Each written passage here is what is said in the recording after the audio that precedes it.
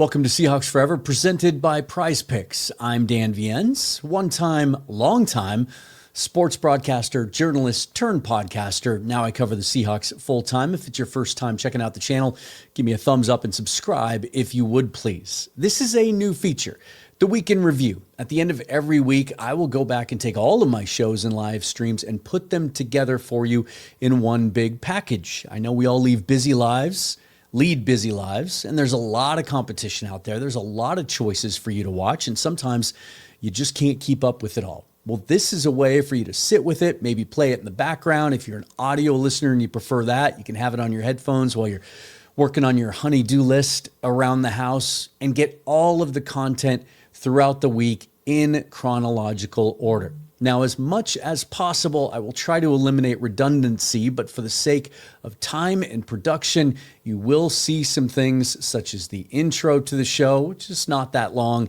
and maybe some redundancy when it comes to the ad reads. I apologize for that.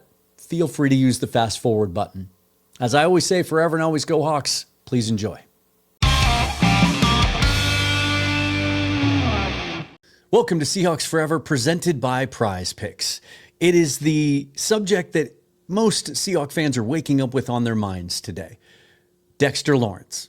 Because we love our big names, don't we? And we especially love when we find out that those big name players might be available, especially when they've had a dominant past and are in their physical prime, just 28 years old still. But is making a move for Dexter Lawrence a smart move? There are strong arguments to be made on both sides of the debate, pro and con. And today, I'm going to make those arguments for you. I'm going to lay them out, why it would make sense for the Seahawks, why it might not, and then I will render my verdict of whether it's a good idea for them. This is Seahawks Forever. I'm Dan Viennes. Thanks for being here. Welcome to the Seahawks Forever podcast. In-depth analysis on everything Seahawks. And now, here's your host, Dan Viennes. As you can see down at the bottom of the screen, if you're watching it on YouTube, I am proud to call Fast Fashion Brewing a sponsor of the program. They're located in Sodo, just about a block south of T-Mobile Park. If you're getting to the next Mariner homestand, or if there's Sounder games coming up in the next couple of days, or you just want to get some really good beer, because they are brewing the best craft beer in Seattle right now. They also make these fantastic scratch pizzas. As I said, First Avenue, about a block south of T-Mobile Park, right across the street from Showbox Sodo. Ask for Matt Storm while you're in there and tell him that you watch Seahawks Forever. If it's your first time on the channel, please subscribe. Trying to grow this thing even more during the off season. Just got over 12,000 subscribers a couple of weeks ago. Also hit that thumbs up button. It's really tells YouTube that you like the quality, of the product, and then they will send it out in front of more people that like content that you do, which means probably football fans, right? I do this full time. I'm an independent content creator, so all the other ways that you can help support the show and me are listed and linked down below in the description. All right. Touched on this on the live show last night after the news broke. And so some of you may have gotten that spoiler alert last night. You'll know which way that I'm leaning, but I thought that I would try to present as objective and even-minded argument for this case as I can, because I understand where the interest comes from. I do. And I used to think more along these lines too. We live in a world where every football fan plays fantasy football. A lot of them play Madden. You can just build a team. You can wake up, roll out of bed one day, and just build a team. And you can acquire any player you want to. If you want Patrick Mahomes to be your quarterback and you want Dexter Lawrence to play nose tackle for you, you can make that happen.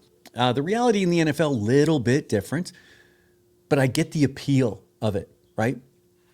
And I also understand the appeal of adding to a strength. I mean, we've debated the edge position here for the last couple of months, and we'll continue to do so over the next 2.5 weeks before the draft starts on the 23rd. And the Seahawks certainly are going to be focused on pass rushers in the draft and potentially in veteran free agency after the draft as well. But what if you could add another all-pro in the middle of the line? Well, then suddenly that edge deficiency that we feel like might be on the roster after the top 3 guys, not as much of a deficiency, right? You can just kill teams up front on defense. Well, we also know that there are some financial limitations in the NFL, and you can only spend so much money. But also you take a little closer look at the player, because anytime these stories break, anytime they break, I always try to pause for just a moment, take a breath, and then look a little deeper. Because if a team is considering trading a superstar, there's usually reasons for that, and sometimes those reasons aren't very good. So let's do this. First, we'll look at the positives and the reasons to trade for Dexter Lawrence. And they're not that hard to decipher, are they really? He is still a rare interior force, even after a down 2025. We're going to talk more about 2025 in just a moment, but he is still viewed league-wide as a cornerstone-level defensive tackle, not just another starter. He is that rare nose tackle that can also get after the quarterback. I was just looking at some stats that were posted today. Let me see if I can find this again. Basically, when you look at pressures from the nose tackle position over the last several years, there's Dexter Lawrence at the top of the list, like over 100. And then you drop all the way down into like the 20 to 30 range for the next guy on the list. So he is that rare nose that can absolutely eat gaps, eat up blocks, stuff the run, but also get after the quarterback. That's worth a lot of money in this league. It would instantly upgrade the Seahawks front, even though it is a defensive line that returns everybody from last year's Super Bowl winning team, and that most experts around the league consider to be the best defensive line in the league. But you add him with Leonard Williams, Byron Murphy, Jaron Reed rotating in, Riley Mills in his first full healthy season. It would definitely give Seattle one of the most physically imposing interior groups in football. Also give them some pass rush juice from the interior. Have to make teams honor that. This is the strongest pro trade argument, even if it's more fantasy football than practical team building. The next one. He fits the style McDonald wants up front. He's big, he's disruptive, he's a natural scheme fit. He also has some connections. Obviously, he and Leonard Williams played together with the Giants. They are still really good friends. In fact, Lawrence and his family, I believe, came out for, I think it was the first Seahawks playoff game to watch Leonard, support him, be his brother, be a family member, right? And the other thing you get if you trade for him is you get certainty. You get a proven NFL player, not just projection. You know he can perform at a high level in the league. You can go out and draft a guy. We talked about Caden McDonald yesterday from Ohio State. He was visiting VMAC on an official 30 visit. Maybe doesn't project to have the pass rush upside of Lawrence. Not many do, but is a dominant 0-1 technique, can stuff the run. Those are the positives. Those are the things we know. Those are the things that make sense. That's why we react the way we do when these names become available. Now, the reasons against trading for Lawrence. The trade cost itself would likely be too steep. A first-round pick would definitely have to be included, obviously, and pretty easy to make the argument that the Seahawks would be in as good a shape as any team to give up their first-round pick this year because it's the last one in the round, first of all, in a weaker draft, and their roster is loaded enough that they could, if you're acquiring a player like this, they could afford to do without it. But it's going to take more than that, too, and certainly the Giants are going to be interested in 2027 picks as part of this package because it's considered to be a much, much, much stronger draft. The Seahawks have 12 picks projected next year, so maybe they could give up some of that draft capital as well. The second reason, too much money tied up in one position at defensive tackle. The long-term cap fit makes very little sense. We'll get into that in a little more detail here in just a bit, along with some comments from John Schneider about things he's learned over his time as GM that I find very, very fascinating that came out in a story today that Albert Breer did. The third point on this list, I think, is the most important one right now. You'd be buying after a down year. The timing is risky for such a big investment. Now, what happened here is I was retracing his injury history. He actually dislocated his left elbow on Thanksgiving in 2024. He was placed on season-ending IR shortly afterwards. Now, he had 9 sacks before that, so another great year. And really, you look at all the metrics, 2024 might have been his most dominant year before the elbow injury. And then it was one of those injuries where the team really didn't quite understand, and maybe Lawrence didn't himself either, how serious it was, because at the Combine in 2025, Giants general manager Joe Schoen was quoted as saying, hey, Dex is good. He's going to be fine. He even went to the Pro Bowl games. He recovered from that elbow, not worried about it going into 2025. Well, then guess what? You could see the impact. He wasn't the same player. And then Shane even admitted once they got into the season that that elbow still wasn't great. And that lingering issue definitely contributed to his drop in production. So the mysterious aspect of that injury gives me a little pause for concern, right? Lawrence even admitted later that year that he aggravated something in the elbow. So, like, where does that stand now? Did he have to have surgery? I couldn't find any evidence of that. Is it going to be good to go? Is it a chronic thing? Is it something that could happen again? And then the fourth point on this list, I think is the most important, although I didn't think it was strong enough to not talk about this. The Giants aren't going to trade him. They're really not going to trade him. This may be more about contract leverage than real availability, which is another point that I could have added to this list. He's got 2 years left on his deal. And the reason that supposedly he had his agent leak this out there, that he wants to be traded, is because he's frustrated with lack of progress towards a new contract with the Giants. And I think that's the biggest one, is he has 2 years left on his deal. And we know this. We had this conversation 6 weeks ago when Jonathan Grenard, when that story came up, that he might be available. Well, he wants a new deal. And he's prepared to sit out potentially if he doesn't get it. And there's 2 years left on that deal. John Schneider does not extend players with 2 years left on their deal. Now, the 5th-year option for their own first-round draft picks is an exception to that rule. We just saw that happen with JSN. We may see it again this offseason with Devin Witherspoon. But it's a big one. If he's insisting on a new contract, if he's traded elsewhere, it's a non-starter for the Seahawks. They're just not going to do that. And so here's my verdict. And again, if you watched yesterday, it's not gonna surprise you at all. I say hell no. For me, it's a hard pass. Love the player, don't love the fit.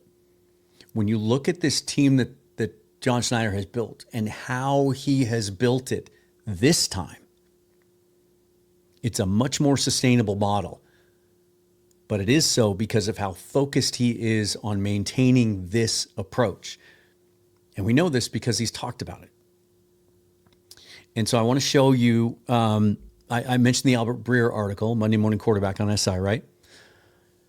And this is, man, Albert is so good at this kind of stuff. He sat down with John Schneider and he got Schneider to open up and talk about something I had never heard him mention before. He is an avid journaler. He learned this in Green Bay under Ron Wolf. He kind of went through some stops and starts in his career after the 1 year in Washington that didn't go well. He kind of got away from journaling, ends up going back to the Packers, gets into it again. And he feels like it really helps him to manage his emotions and his anxiety. Like around draft time, he talked extensively about how, hey, remember what this is like. If you want to trade down and you can't find a trade down partner, just, be cool, stay calm. Something else will come along. You'll find another way. It just keeps him in touch with lessons he's learned from the past. And there are a couple of things that really stood out to me that I thought applied to this situation. So here are a couple of excerpts from that, and I'll read them verbatim for those listening on audio. The easy thing would be to look back on that with satisfaction. We're talking about the first Super Bowl, okay? The easy thing would be to look back on that with satisfaction. And there is, to be sure, some of that for Schneider. But he also has taken a critical eye to his construction of those teams and what prevented that group from adding more Lombardis with such a gifted core. Quote, looking back at that group, there was a lot of challenge from the outside, like, you can't keep all those guys together, Schneider says. We had one of the great defensive backfields and defenses in general of all time. So we're going to pay the Mike linebacker. We're going to pay the Sam linebacker. We're going to pay the strong safety, the free safety, the top corner. What happens there is A, you can get real top heavy, and B, you're taking away from other aspects of the team. So that factors into a change in philosophy and vision and a change in behavior that we saw this offseason. I detailed before the offseason started that if John Schneider wanted to, he absolutely could have kept every single one of those free agents that they lost, right? Reek Woolen, Boye Mafe, Kenneth Walker, etc. It would have hamstrung them. It would have made it much, much more difficult to extend JSN and Witherspoon and Murphy coming up, and we'll get into some of those names too. And so he's learned some more restraint. It's like the old Bill Belichick model, right? Better to let a player leave 1 year too early than too late. Or, better every year you got to let a couple of people walk, as hard as it is, in order to maintain the core, and not just the physical talent of the players, but the character and the culture of the team as well. You can't let too many of those guys walk out the door. Sometimes they take that vibe, those vibes with them. But you have to keep enough of them. You can't just flush out and add new players every year, no matter how good you are at drafting. That won't work because then over time, I do think the personality of the team can erode. And then he goes on to say, Breer does, one clear regret Schneider had from last time around, as his journals detailed, how the investment in that really special core wound up eroding Seattle's offensive line. As a result of paying his offensive skill guys and defensive stars, Schneider had to go young and cheap on the offensive line. It hurt the Seahawks. We know this because we spent 10 years talking about it afterwards. In his words, quote, because you robbed Peter to pay Paul, and offensive line's a hard position to acquire anyway. He has even told ex-Seattle center Max Unger that he regrets including him in the Jimmy Graham deal in March 2015, which is not to say he wouldn't deal for Graham again, just that he should have valued Unger more. Now, I say this not to say that the reason you don't trade for Dexter Lawrence now is because it's going to impact the offensive line. It's not a direct apples to apples correlation. But it does imply strongly that putting all of that money into one position group is going to cost you at another position group. And as we look ahead to 27 and 28 and the contracts potentially that they will have big decisions on, trying to extend and keep these core guys, that's where it gets really muddy for me. Guys, I am really enjoying the new Prize Picks app, despite the Mariners offense not cooperating with me recently.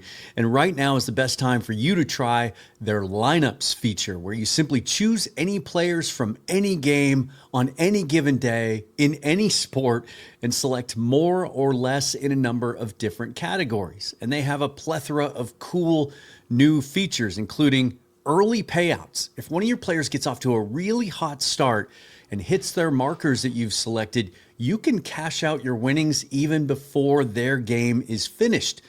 And with social feeds, you can follow along other pickers, you can copy their lineups, or you can throw some shade their way if you think it's warranted. And yes, you can follow me, just search for Seahawks Forever, of course. And the best thing is right now, it's available in a ton of states.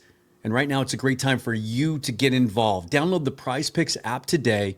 Use the promo code HMA, and they're going to give you $50 in lineups after you play your first $5 lineup. That's code HMA to get $50 in lineups after you play your first $5 lineup. Prize Picks. It's good to be right. All right, so let's look at this list. And this is a partial list. There are some other guys that are kind of mid-range and role players or whatnot, who over the next year could step up and develop and blow up like we saw Ty Okada and Drake Thomas do, right? That could then be added to this list.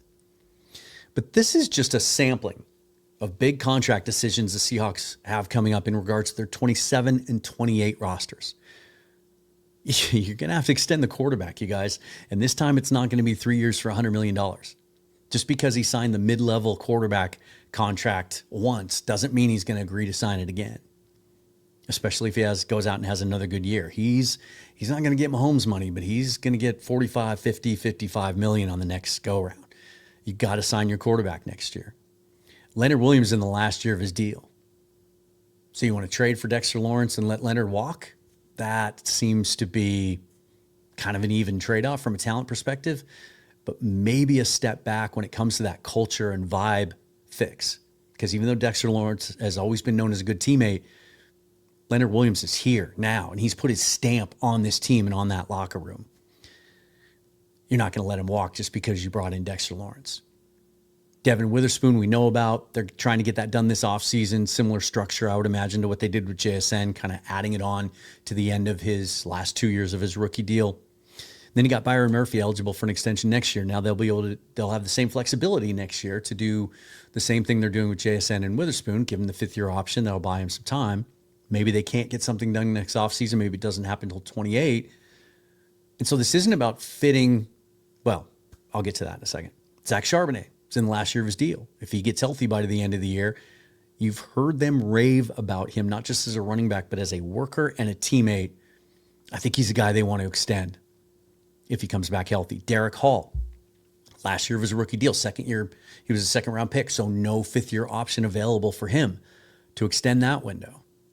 And we know how expensive he's going to be now because we've seen the market. Gregory Rousseau and George Karlaftis begat Boye Mafe, who begat Derek Hall. He hits the open market at the age of 25. He's a $20 million a year player. Can you get him to agree to less than that to stay here? Maybe. But that's a big decision. Jalen Sundell is going to be an unrestricted free agent after next season. Now, you don't have to worry about him costing what Tyler Linderbaum did when he reset the market this offseason, because Linderbaum, A, is elite in the eyes of the rest of the league, and B, still just 25 years old. Sundell's going to play this year at 27. He was one of those older prospects coming out of NDSU. But he's good, you guys, and he's the starter. He's established in another solid year, and I think we saw the best of Jalen Sundell the last half of last year when he came back from the injury. He just continues to develop, and I think he's only going to get better when at some point, maybe even August this year, they upgrade that right guard spot. He's a guy you got to consider. Ty Okada's on a one-year deal. You might have to pay him. He goes out and shows he's a full-time starter. Well, his cost just went up. And then after 2027, now Ernest Jones, Julian Love, AJ Barner enter the chat. And like I said, there are other guys too. So this isn't just about today, because the cap hits for the acquiring team aren't really that tough for Dexter Lawrence. It's basically, once you take out the prorated amount of the signing bonus that stays with the Giants, his cap hit in 2026 would be $20 million. His cap hit in 27 would be $22 million. And you can make the argument that Byron Murphy is still on that rookie deal. He's cheap, so you're really only fitting him in there with just Leonard Williams. But again, you look at this list, and that's when it gets a lot more complicated. It's really, really hard for me to justify making a move for a guy coming off 1+ seasons of an injury that's so tricky that the team thought it was going to be behind him before last season, and it wasn't. If your elbows can't be bothering you if you're a defensive tackle and you're trying to stack guys at the line of scrimmage, lock guys out, you do some two-gapping, move guys around. It's very, very worrisome. But I also think when you look at the stuff from, Schneider's insight based on his journaling and what he's learned in the past, I think pouring way too much money into one position group can hurt the rest of the roster. And in particular, let's say you go add Dexter Lawrence, and it costs you Derek Hall next offseason because he's going to get $20 million a year and you can't afford it. Well, now you're having to rebuild your entire edge group because Nwosi's in the last year of his deal. He'll be 30. And then DeMarcus Lawrence probably retiring. So you could be looking at a 2027 edge group that's Connor O'Toole, Jared Ivey, if they even view him as an edge, and whoever you draft this year. That's it. Which means you're either having to go into next year's class needing to hit a home run on edge to get a full-time starter or two out of the draft, that's not ideal for a championship caliber team to have that kind of a question mark, because you're not going to be able to go out in free agency and sign one of the best pass rushers in the market. You just aren't. You're not going to be able to compete against other teams that are willing to overpay because you've put so much money into that one position and added a guy from the outside. They have this all mapped out moving forward for the next 2-3 seasons. I've talked about it a lot on here. They map these things out financially 3-4 years down the road. And it's all built now with this new philosophy. We're going to draft and develop, and we'll add some targeted free agents from time to time. DeMarcus Lawrence, Cooper Kupp last year, although that might have been a little different because they were trying to establish a culture. But this season, you saw them add nobody. Now, they might, after the draft, when comp pick formula impact goes away, the Monday after the draft, they might add a Von Miller.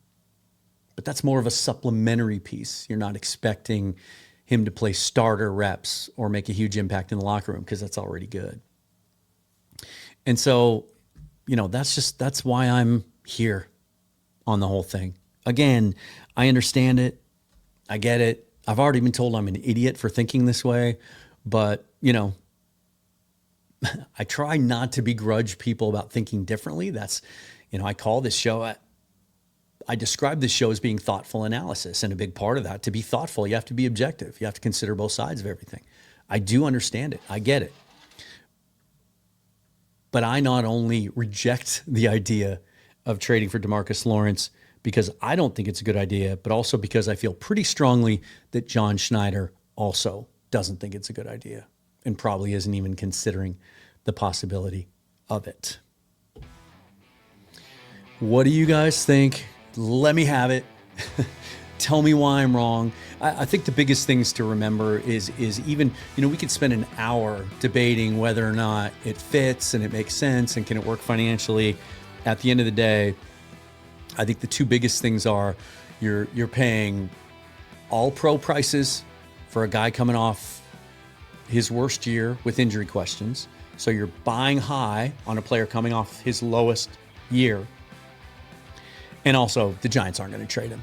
I think it's a moot point. I think it's all just posturing. This is what agents do. Myles Garrett was going to hold out. Remember when Myles Garrett said he wasn't going to go back and play for the Browns? He demanded a trade. I'm done. Wrote his farewell message and everything. How'd that work out? Dexter Lawrence is going to stay in New York. They're going to find a way to get it done. I would think he'd want to play for John Harbaugh. And I sure as hell know John Harbaugh wants him to stay in New York. And so they will find a way to get that done. Coming up later this week, the viewer's choice video for this month, the winner of the Bracket of Boom that y'all on Patreon vote on every month. If you want to get in on that, get over and sign up for the Patreon at Northwest Forever, or you can get there through nwforever.com. But the choice this month was the hiring of Brian Fleury as offensive coordinator, the change in play caller. Who on the roster might it help unlock that hasn't really come to the forefront yet? Which players might benefit the most from Brian Fleury? And then a couple of small school draft gems that have caught my eye. Some of the names you may or may not have heard of. We'll do those the next couple of days. And then we get into the weekend. I've got a whole bunch of stuff mapped out, including some really, really cool interviews coming up as well. Be sure to hit that subscribe button, help support me and the channel. All the other ways you can do that are listed and linked down below in the description. Thanks for watching, you guys. Forever and always, go Hawks. We'll see you next time.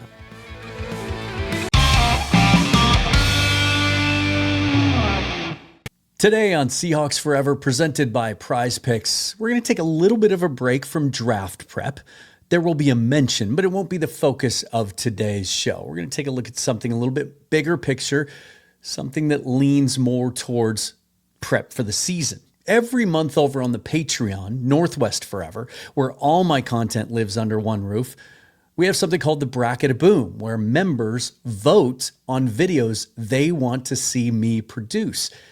And then the winner, well, I have to produce it. Call it a viewer's choice video, if you would. And the winner this month, which Seahawks stand to benefit the most from the Seahawks' new play caller, Brian Fleury, coming over from the San Francisco 49ers after 7 years under Kyle Shanahan and a really fascinating resume leading up until that point. Spent a bunch of time on the defensive side of the ball before switching back over to offense under Kyle. Connecting dots, picking up clues, looking at his history, things that he might have gleaned from being in meeting rooms day after day after day and putting game plans together, designing plays for and with Kyle Shanahan. Well, I've come up with 4 names. Well, names might be stretching it. I don't want to give it away, though. 4 entities of the Seahawks roster that may benefit the most from Brian Fleury being the new play caller. That's coming up next. Welcome to the Seahawks Forever podcast. In-depth analysis on everything Seahawks. And now, here's your host, Dan Viens. If you would, please hit that thumbs up button and subscribe to the channel if you haven't already. I am an independent full-time content creator. This is what I do. So all the other ways that you can support me and the channel are also listed and linked down below in the description. Well, we're 2.5 weeks away from the draft, and there is certainly plenty of good content coming your way over the next 2.5 weeks, culminating at the end of the month in live draft watch parties, all 3 days of the draft for the Seahawks Syndicate, myself, Brandon Kane, Bryce Coots, and Mookie Alexander, so stay tuned for that. So again, if you're curious about this, you want to get in on this, it happens through our Discord every month, and to get access to the Discord, you have to be a paying member. Well, the beauty of the Patreon is everything I do lives under one roof there. All the videos that you see here, although when you watch them on Patreon, they do not have the ads that YouTube inserts, so that's a bonus.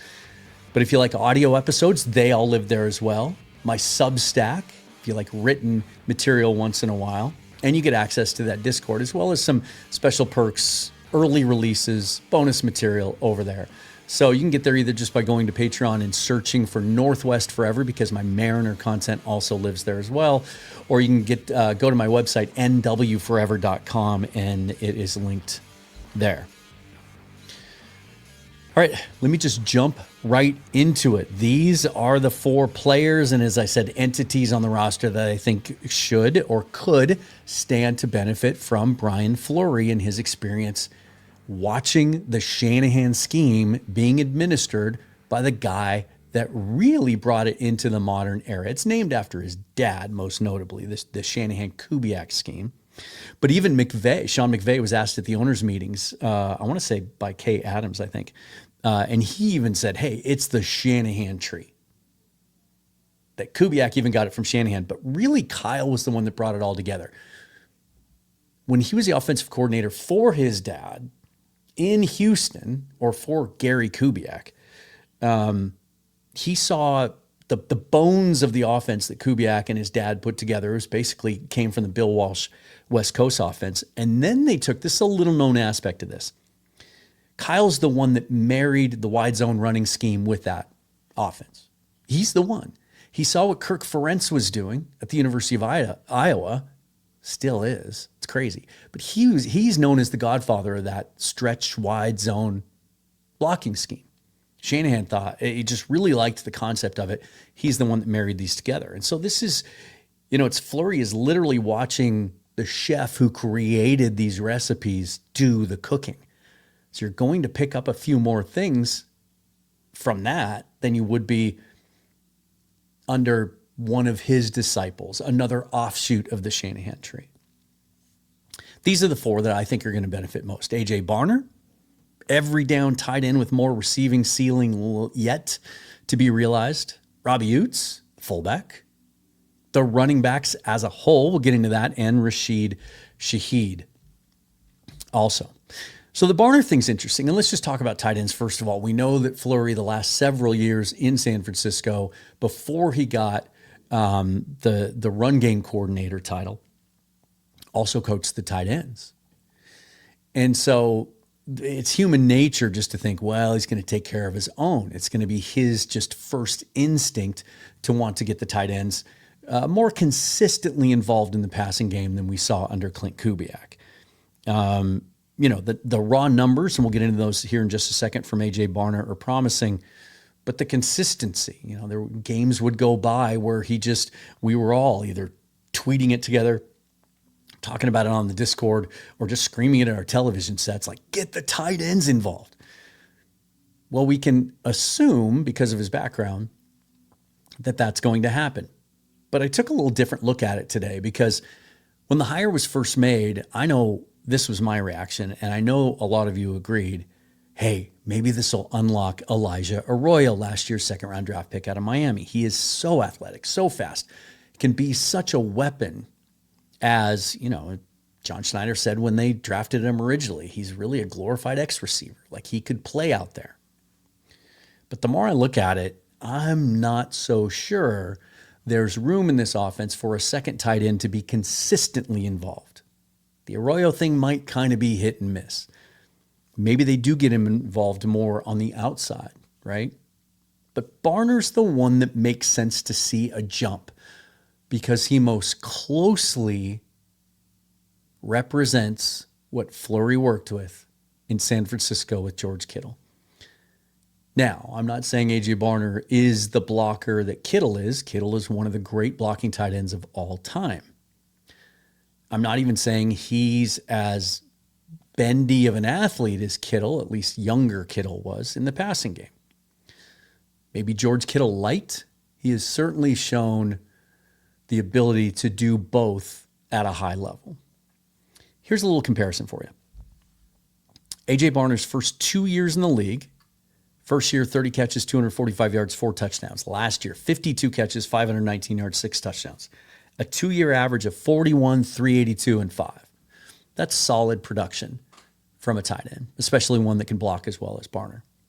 Kittle's first 2 years in the league, 2017 and 2018. 43 catches, 515 yards, 2 touchdowns, 88 catches, 1,377 yards, and 5 touchdowns. But that works out to a 2-year average of 65.5 catches for 946 yards and 3.5 touchdowns. So much more significant role in the offense as a pass catcher.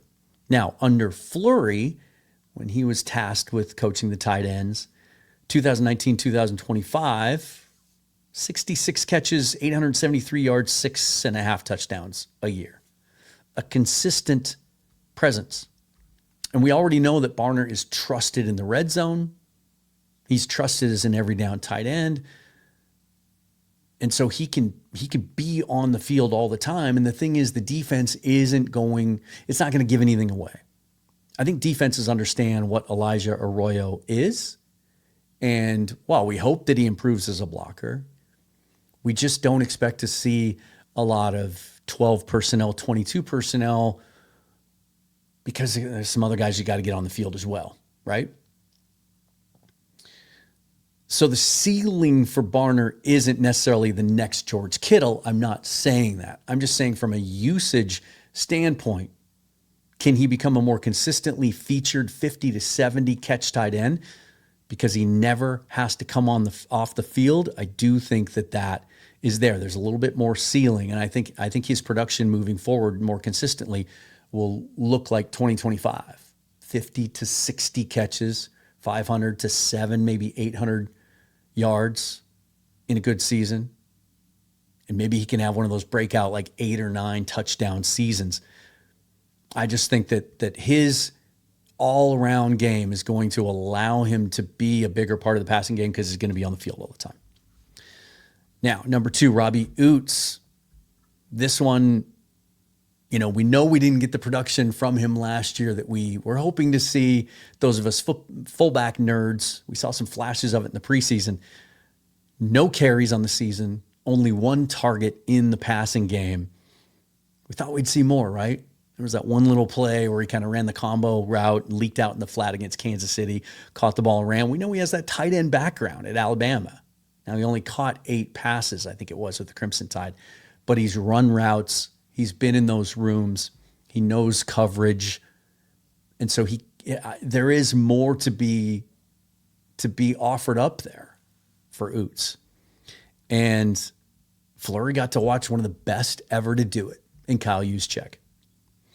He could be a structural piece for Robbie. Now, I went back and looked at this a little bit, and these aren't This isn't a perfect representation of his impact on the running game last year, which would indicate just how often he may be on the field with Fleury. Because the running game itself just kind of evolved over the course of the season. And early in the year, whether Oots was on the field or not, it just kind of, there were stops and starts. The offensive line was learning a new blocking scheme. There's a lot of youth on the offensive line, youngest average age in the league, all of those things, right? There was still, Ken Walker was still a work in progress with this scheme, as was Zach Charbonnet. They were trying to figure out the carry split there and all of that. But just you broke this down a little bit. Basically, games that Robbie Oots did not play in. Remember, he missed weeks 4 through 7, injured. And then he was a healthy scratch for week 14, and then he missed the NFC Championship game with that neck injury. Games that he did not play in, Seattle averaged 111 yards per game rushing. Games that he did play in, they averaged 159 yards per game. And he was especially good at the end of the year. Now, let's take a look at Kyle Juszczyk, right? I already said no carries and only 1 target all last year. For Oots, during Fleury's 7 seasons in San Francisco, this is what Kyle Juszczyk averaged for a season. And these aren't huge numbers, but it's not nothing either. 7 carries, 21 rushing yards, 21 catches, 210 receiving yards per year, and 18 total touchdowns over 7 years. He's at least enough of a factor in their offense that defenses they keep defenses honest. You know, just think back to games that we've played against Juszczyk over the years. It's when you kind of forget all about him that he comes out and on 3rd and 8 catches a ball in the flat, makes a 15-yard gain out of it.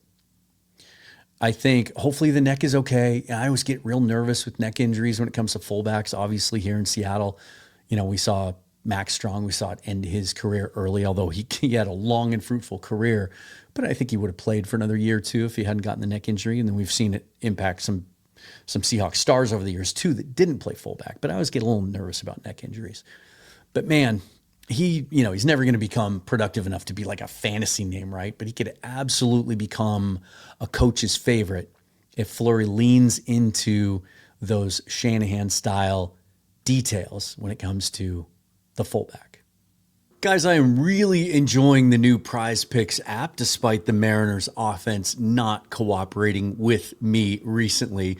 And right now is the best time for you to try their lineups feature where you simply choose any players from any game on any given day in any sport and select more or less in a number of different categories. And they have a plethora of cool new features, including early payouts. If one of your players gets off to a really hot start and hits their markers that you've selected, you can cash out your winnings even before their game is finished.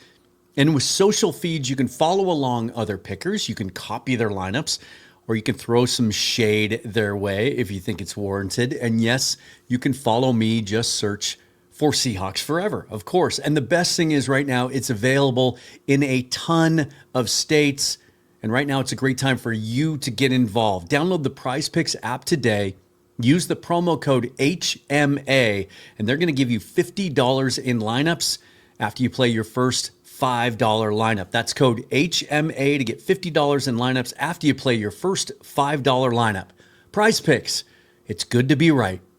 Now, I'm going to zoom out a bit to one of the biggest possible system shifts of all. And this is why I said entity and not just players. We're talking about the running backs, aggregate as a whole, because we know that Kyle Shanahan loves to throw the football to his running backs. And Seattle really hasn't. Now, obviously, there's a difference in personnel. There's a little player down in San Francisco named Christian McCaffrey, who is such a great pass catcher, maybe in the argument for best pass receiving running back of all time. Right? Has to be in the discussion. But just to contrast, okay? In the time that Fleury's been there, since 2021, Christian McCaffrey has been targeted 380 times in the passing game. Since 2021, the entire Seahawks running back room, 408. So only 28 more targets over that span than CMC got individually in San Francisco. That target share for CMC leads the NFL by a pretty comfortable margin. Last year led the NFL with 169 targets in the passing game. That is just crazy. So one Shanahan back managed to match 5 full years of Seahawks running back targets. Pretty crazy. Now, currently, there's a lot of uncertainty in that room when it comes to pass catching backs. Emmanuel Wilson, physical runner, can catch the ball, but hasn't ever figured into high volume touches in that way. We've seen Helani be good enough on third down to be on the field in those passing situations because of his pass protection, and he can catch the ball well, and he's shifty enough in open space, but he hasn't been durable. Not in his college career, not in his pro career. Uncertainty. Zach Charbonnet coming off an ACL. Don't know exactly when he'll be back. Best case scenario, maybe late October. Uncertainty. Kenny McIntosh was an outstanding pass receiver. Played a big role in the passing game when Georgia won their national championship under him. One of the reasons the Seahawks brought him on board. But recovering from his second ACL, uncertainty. See what I'm getting at? And so this one's a little tougher to project because they don't have that dude. Now, I would argue that even if they don't add like an elite level, really dynamic pass catching back with a ton of upside, that the backs may still be a more consistent factor in the passing game, which is all I would ask for. There was just a lack of consistency and has been in Seattle for a very long time, but Clint Kubiak didn't really make that any better. We saw Ken Walker have his best season as a receiver in 2024. And then his target share and receptions really fell off in 25. It wasn't until late in the season that they started to we saw the screen game come alive a little bit, and there were some more what appeared to be intentional dump-offs to him as opposed to just hot routes, and it had an impact. He had some big plays late in the season in the passing game, but it didn't happen often enough, early enough, in my opinion. And so if this may be a little bit of a hint as to what kind of back Seattle's going to favor in the draft this year. We know they're going to take one, maybe even as high as with their first pick. When you look at some of the running backs they're looking at, it's a possibility. I don't think it's, at this point, I've come full circle. I don't think it's going to happen likely. I think it'll be day 2. But these are the names that I think present themselves as the best passing game upside options in this draft. Jeremiah Love, obviously, out of the Seahawks range. Like, he's the best one, but they don't have the ammo to move up and get him, and it would be stupid for them to do that anyway. And so here's the 4. We've talked about a lot of these guys on the show already, but Emmett Johnson out of Nebraska, real receiving production, very natural doing it, real shifty in the open field, good yards after contact as well. Adam Randall, the converted wide receiver from Clemson, who kind of looks out of place as a running back, 6'3", 225 pounds, but the tape after he was moved to running back last year is better than I thought it would be. He shows a real knack for knowing how to use his physicality, how to lean, how to get leverage. He looks more instinctive, reading lanes than I would expect for a guy that's only played the position for 1 year. And really the reason he was switched to running back is because he did have an issue with some drops as a receiver, but he's got all of those years of running routes and just working against coverage and those types of things that I think could be an advantage to him. And then Damon Claiborne out of Wake Forest, he might be the most explosive back in this draft in space, catching the football. But he isn't John Schneider's typical physical preferred type. He usually likes his backs 210 to 220. Damon Claiborne is 200 pounds soaking wet. Maybe they look for something different this year. Or maybe the answer is right in their backyard, because Jonah Coleman certainly doesn't look like a scat back, doesn't look like a receiving back, as low to the ground as he is, as thick as he is, as strong as his lower half is. But you look at his production, you look at his career, and not only does he catch the ball really well, and he's got enough juice and first step quickness to make guys miss, and a ton of production in the pass game, but also he's so good at pass protection and all the other things that third down requires that he can be on the field. You can trust him to be on the field. And so maybe he's a guy that can help unlock the running backs in the passing game under Brian Fleury. And finally, let's talk about the fun one, the guy who could benefit the most from design, motion, and let's call it stress creation, and that's Rashid Shaheed. Now, he's never going to get wide receiver 1 volume despite the new contract. But that's because they gave another new contract to a guy who's going to hog all the targets, or the majority of the targets, for, let's hope, at least the next 7 years, 6-7 years. Just a little context, looking back last year, JSN had 157 targets, 119 catches, right? Shaheed, 89 to 92 targets is kind of the goal. About a 17% target share is kind of when you look at, prorated, right? When you look at what he did in Seattle, you stretch that out over a season. So he's going to be the secondary guy for sure. But we hope that a full offseason of working with Sam Darnold, there will be a little bit more chemistry. There will be more consistency in his usage. We saw the Atlanta game. We saw moments where he would be involved, and then we had games where he just wasn't targeted. And the return value was really what kind of put him on people's radar the last half of the season, not really what he did consistently in the passing game. But let's go back to 2023. I'm sorry. Let's not go back to 2003. Let's go back to 2023 in San Francisco, because that's when Brandon Ayuk and Deebo Samuel were coexisting for the 49ers, mostly healthy. There were a couple games where these guys didn't play together, but it might give you an idea at least how, Shanahan works 2 receivers in with similar skill sets. Right? Ayuk's more of an X, more of a downfield guy. That's obviously JSN's role now.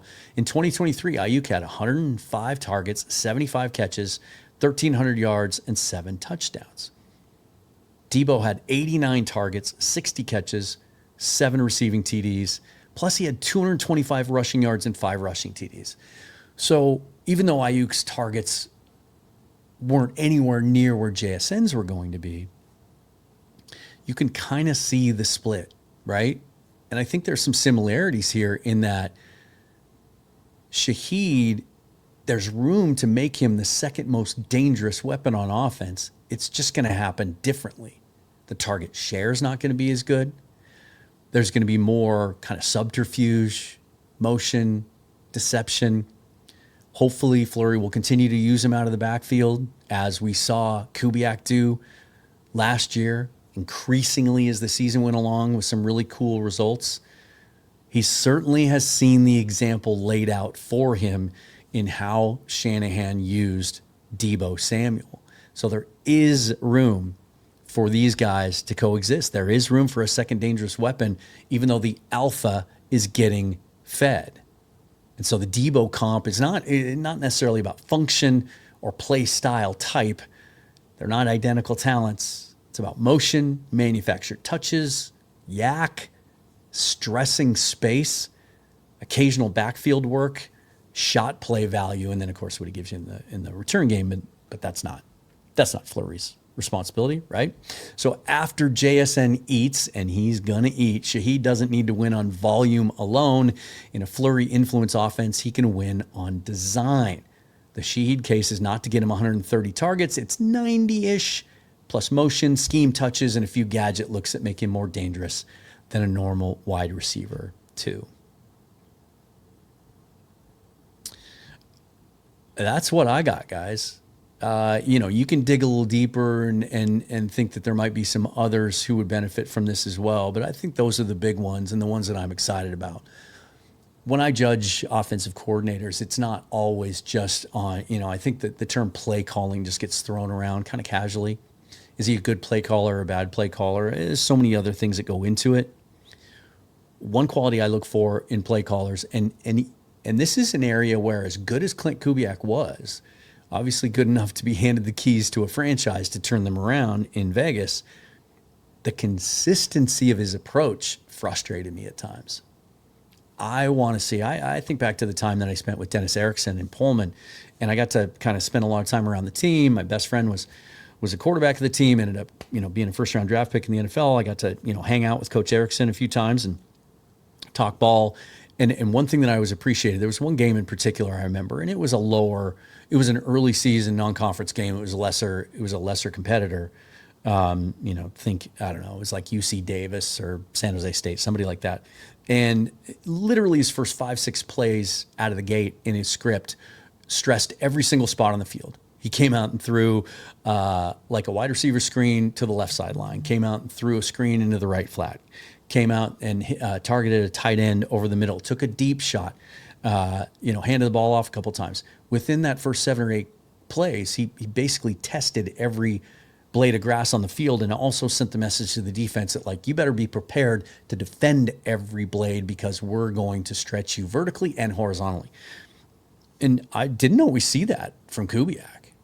Now, some of that's game script. We don't know what happens behind the scenes or what's called in the huddle or what's killed at the line of scrimmage or we don't always see or know what Sam sees. But as far as personnel usage, like to see some more consistency. And if he can get the backs to be a regular part of the passing game, he can make a more consistent weapon out of A.J. Barner. He can use Robbie Oots as a changeup once in a while to catch teams off guard. And then use Shaheed for the big shot plays and explosives where you're working off of all the attention that teams are paying to JSN. And I think he can have a lot of success as an offensive coordinator. For a guy who's never called plays before, I just really like his background. I think he's set up to succeed, and I think what the Seahawks have done to retain as much staff as possible and also add some really intriguing guys, especially to the passing game part of that coaching tree, gives him his best chance to succeed. John Benton coming back, continuity in the offensive line, all 10 non-running back starters back. All 10 players who had 700 snaps or more in 2025 are back.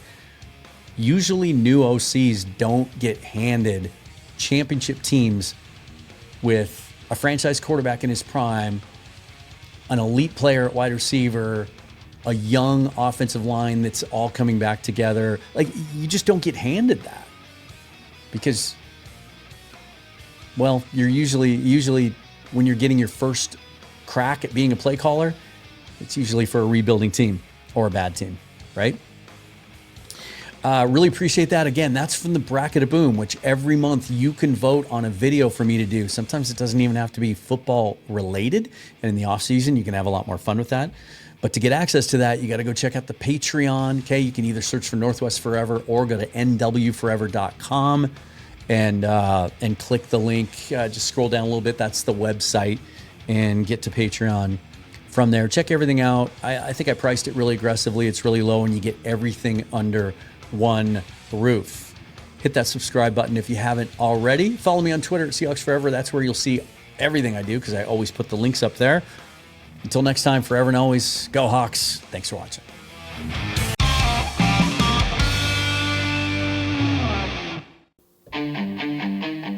Welcome to the Seahawks Forever podcast. In-depth analysis on everything Seahawks. And now, here's your host, Dan Viens.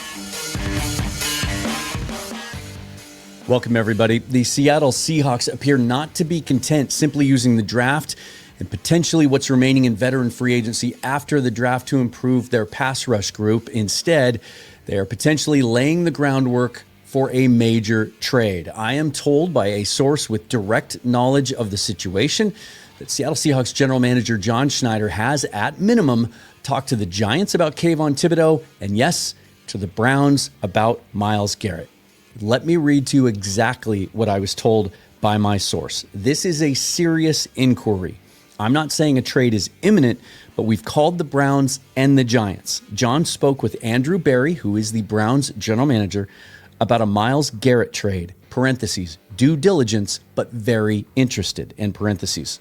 He goes on to say, I don't know who John spoke with in the Giants front office, but Thibodeau is a serious trade target. Again, I don't know who John spoke with in the Giants front office, but Kayvon Thibodeau is a serious trade target. Now, The Seahawks have 3 veteran contributors returning at the edge rush position, none of whom are guaranteed to be on the team in 2027. Of course, Uchenna Nwosu in the last year of his deal, Derek Hall in the last year of his rookie deal, and Dexter Lawrence. There have been rumors of potential retirement contemplation in the last 2 seasons. He's contracted through 2027, but no guarantee that he's going to play out the full length of that deal. And when it comes to Hall, of course, we have seen the young edge market in free agency explode in recent years, even for secondary pass rushers. I'm talking about Gregory Rousseau, George Karlaftis, and former Seahawk Boye Mafe, all getting $20 million a year in the open market. Derek Hall may be pricing himself out of the Seahawks' plans. Now, let's talk about Garrett first. He is obviously the big fish, the white whale. A year ago at this time, in February, he demanded a trade, even penned and posted his farewell to the dog pound. A month later, he signs a massive new extension paying him over $40 million average annual value. Then he goes out and sets the all-time NFL record for most sacks in a season. Now, the Browns raised some eyebrows a month ago when they decided to restructure his contract. And what they did is they took his 3 off-season fully guaranteed option bonuses and pushed them back from March, around the start of the new league year, to September. It's very odd.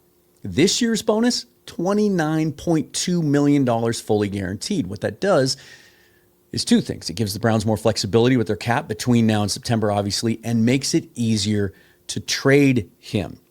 Now, let's talk about Garrett's contract for a minute. Don't need to get too into how it lays out over the next 4 years, but for 2026 alone, his cap hit is just $8 million, a little bit more than $8 million. But whatever team acquires him, if they do so, is also going to be on the hook for that cash, that $29.2 million option bonus due in September. Now, that can be renegotiated. It can be spread out through the life of the contract. Those things can be done by the acquiring team and the player. Currently, according to Over the Cap, the Seahawks sit with about $33 million in total cap space, although the real number is likely closer to 23 to 25 million when you account for draft picks, practice squad, and mid-season contingencies. But here's the key part of this. They also have just over $57 million that they can access in simple veteran restructures, taking salary and converting it to bonus. They have yet to tap into any of that money, meaning they really have about $80 million in cap available to them. Now, my source did tell me something about that as well, kind of unprompted a little bit later, says, hang on, let me find it. One thing nobody is really talking about is all the available cap space we still have. We're sitting so pretty. All scenarios are possible. It's no accident we have a surplus.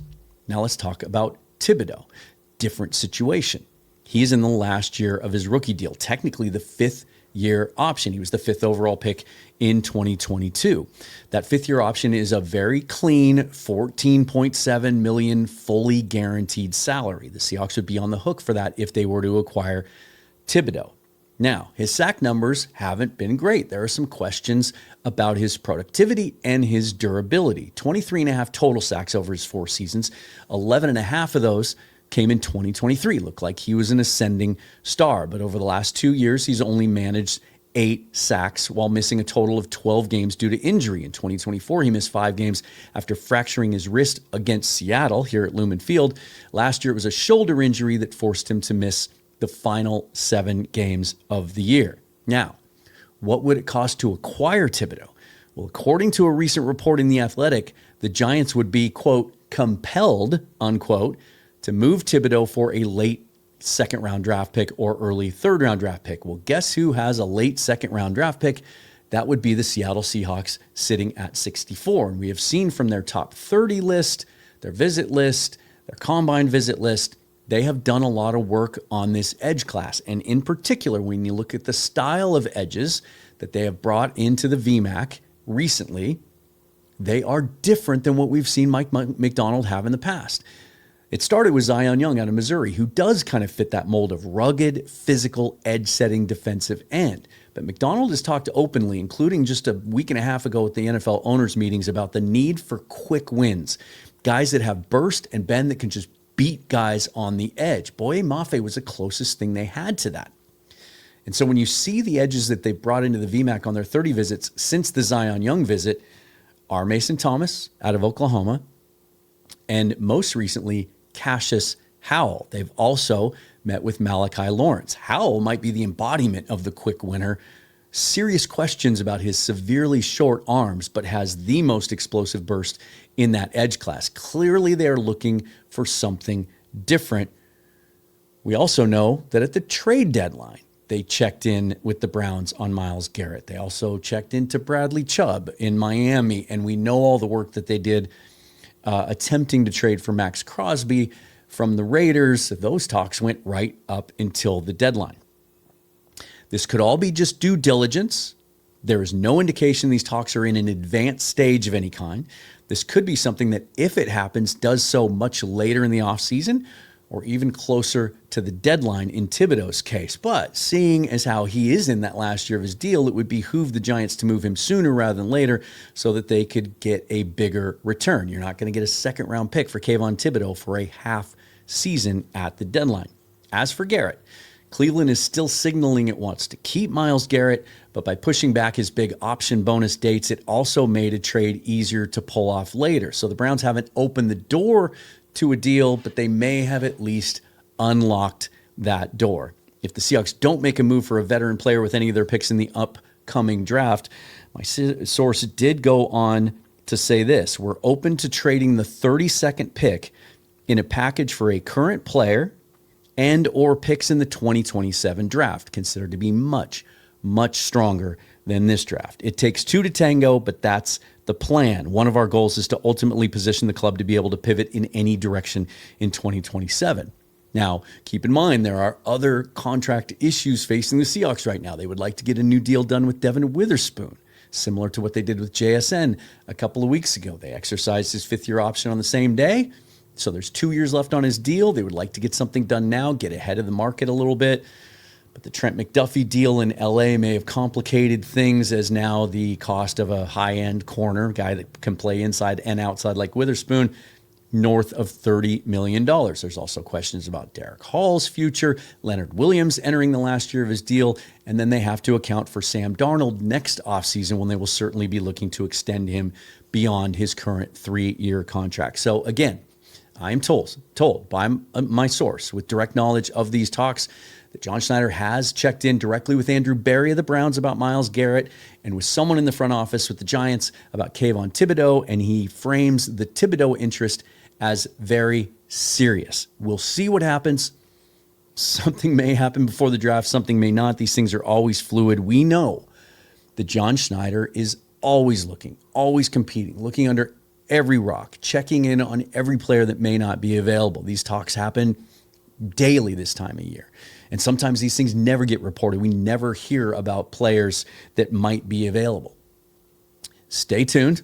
Obviously, we'll update if I get any more information, but that's where it stands today. Appreciate you watching Seahawks Forever. Subscribe to the channel if you would. Please hit that thumbs up. If you like the video, follow me on Twitter at Seahawks Forever. Until next time, forever and always, go Hawks. Thanks, you guys. Welcome to another episode of Seahawks Forever, presented by Prize Picks. This is our weekly spin-off show we call the NFC West Mixtape, where I get together with Rob Guerrero of the Gold Standard Network. He covers the 49ers, I cover the Seahawks, and we like to get together every single week and talk about the best division in football. Now, last week, we went through the entire division and ranked who had the best group at each position. It was a pretty overwhelming victory for the Rams, unfortunately for Seahawks fans and 49er fans. Well, some of you immediately then questioned why we didn't rank the head coaches. Well, today we are. And you're going to want to stick around for this because we didn't compare notes ahead of time. We didn't talk much about it. And we did not have the same list. In fact, far from it. And I feel like mine's the one that might rile some of you up. But stick around, listen to my reasoning. It was a very, very difficult decision. What do you give more weight to? The whole resume? What's more recent? How they look today? It was a photo finish, and we had two very different lists.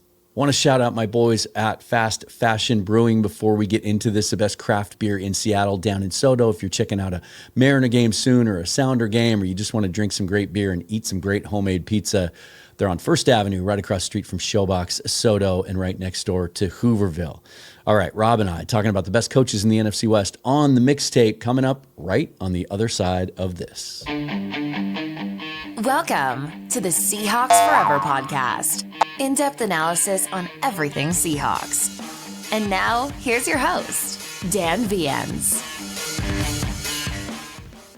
Welcome back. It is another edition of the NFC West Mixtape. I'm Rob Stats Guerrero from the Gold Standard 49ers Podcast Network. That man is Dan Viens from the Seahawks Forever Podcast. This is the show where we break down all the goings-on in the NFL's best division. Dan, joining us from parts unknown on the road this week. Columbus, Ohio, actually, home of the 2024 National Football Collegiate Champions, Ohio State Buckeyes. I drove all day. This is how committed I am to the NFC West mixtape. Been driving all morning, stopped here, found a coffee shop that has some affiliation to Seattle who will remain nameless. And here we go, man. Let's talk some ball. Well, we're all sort of in a holding pattern now because we're 2 weeks from the NFL draft. Teams are hunkered down. They're in the bunker. They're coming up with their draft plans. There's not really a ton of news that pertains to the division to discuss. So we thought we'd go a different direction on today's show. Last week, we ranked the different position groups in the division. Congratulations, Los Angeles Rams. You were the ultimate victor there. This week, we're going to rank the head coaches, Dan. And this, as I tried to get into it, is really difficult to do. Because first of all, you have to eliminate the Cardinals. No disrespect to Mike LaFleur. He hasn't coached a game for them yet. So they're last. But then you've got Sean McVay and Kyle Shanahan, two of the longest tenured coaches in the entire league. And then you've got Mike McDonald, who only has 2 years of experience, but also just won a Super Bowl trophy. So it's really difficult to rank all three of these guys. Yeah, and first of all, shout out to those of our viewers who watched the show last week and made sure to leave us comments that we didn't touch the coaches. So here we are. I struggled with it for the same reasons because you can look at, body of work and you can look at recency bias as well. And how much weight do you give to each of those? Because obviously Sean McVay and Kyle Shanahan have been doing this for a lot longer than Mike McDonald. So, but, I think that all leads to a fascinating conversation. 3 things go into it for me. Number 1 is longevity. How long have you done it for? The longer you can sustain a high level of success, the more credit I give you. Number 2, your highest highs. What's your ceiling? What is the best you have ever done? And number 3, how have you been in the playoffs? I do rank the playoffs. I put more weight in the playoffs to me. I do think those games obviously matter more. Those games a lot more come down to coaching, where you can get some blowouts in the regular season where maybe game management doesn't matter as much. Playoff games usually, notwithstanding Niners Seahawks this year, are a lot closer than that. So those are the 3 things that I look at when I'm talking about head coaches. And just looking at that, I have to give Sean McVay the edge to me as the best coach in the division. He's only had 1 losing season. This is 9 years now with Sean McVay. He averages more than 10 wins a year. He obviously has a Super Bowl championship, 2 Super Bowl appearances, and 2 Super Bowl appearances with 2 different quarterbacks. That also, to me, gives you extra credit in my mind. It's very close.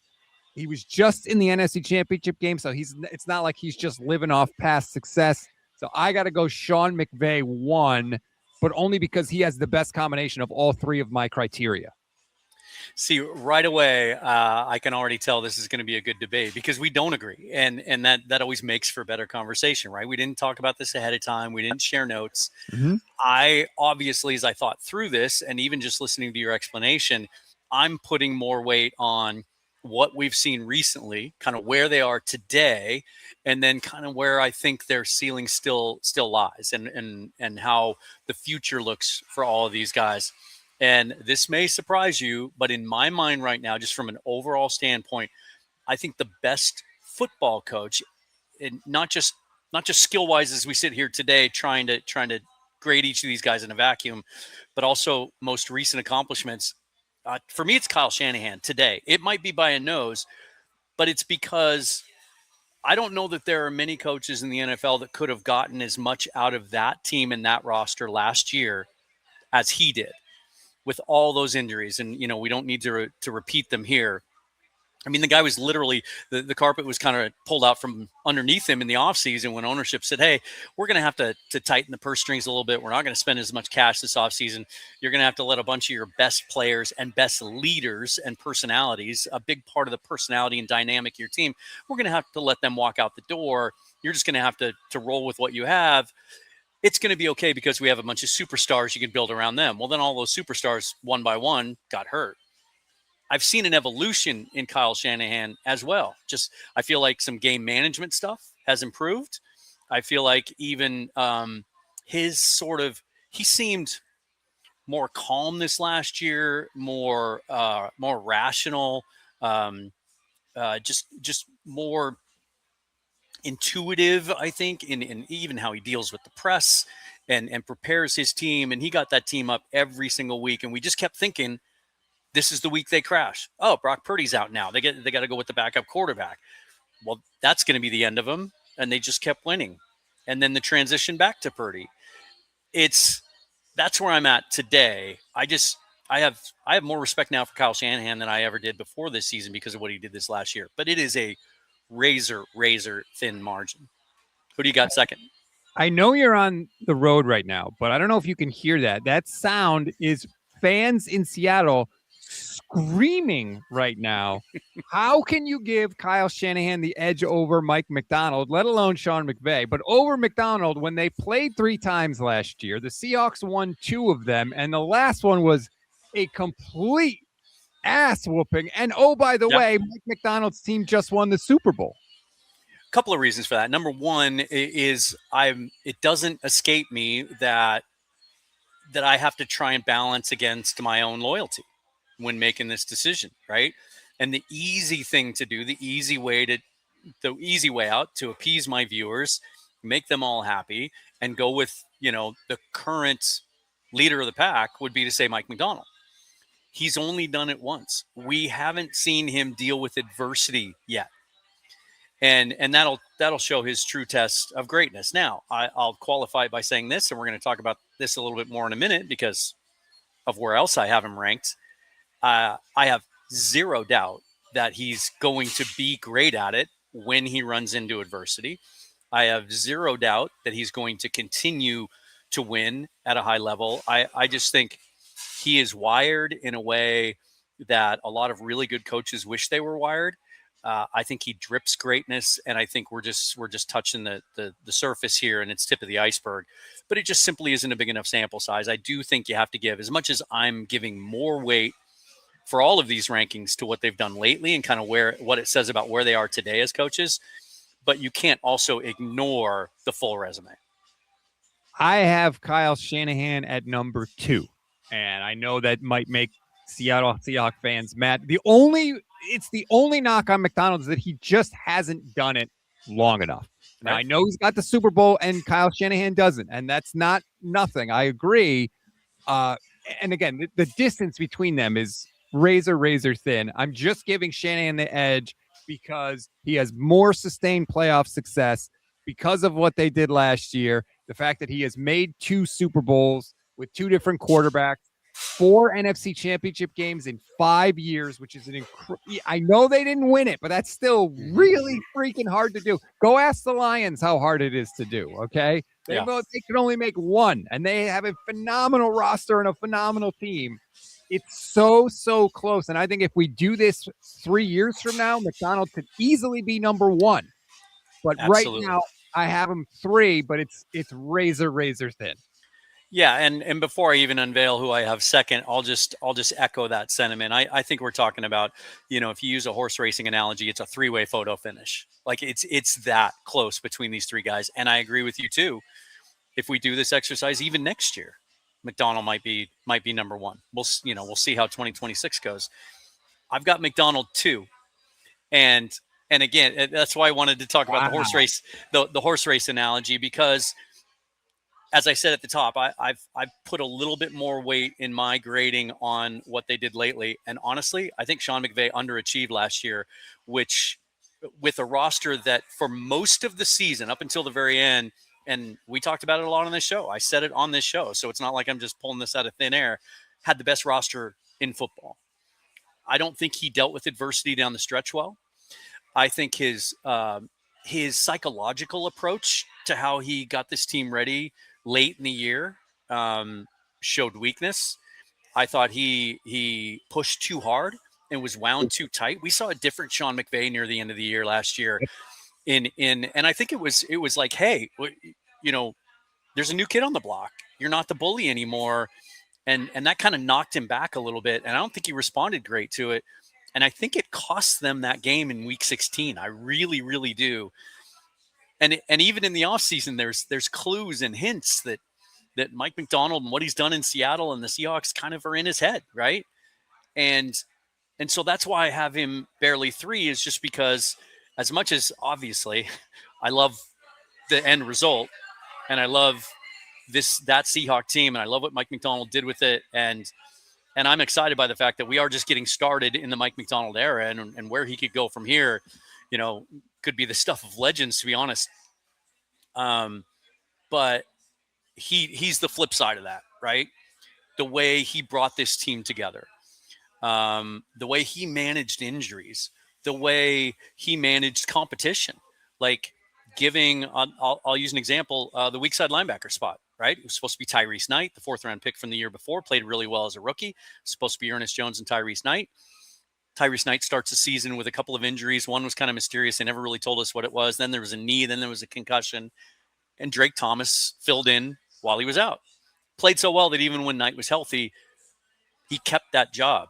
The previous coach wouldn't have done that. Pete Carroll would have gone back to Tyrese Knight.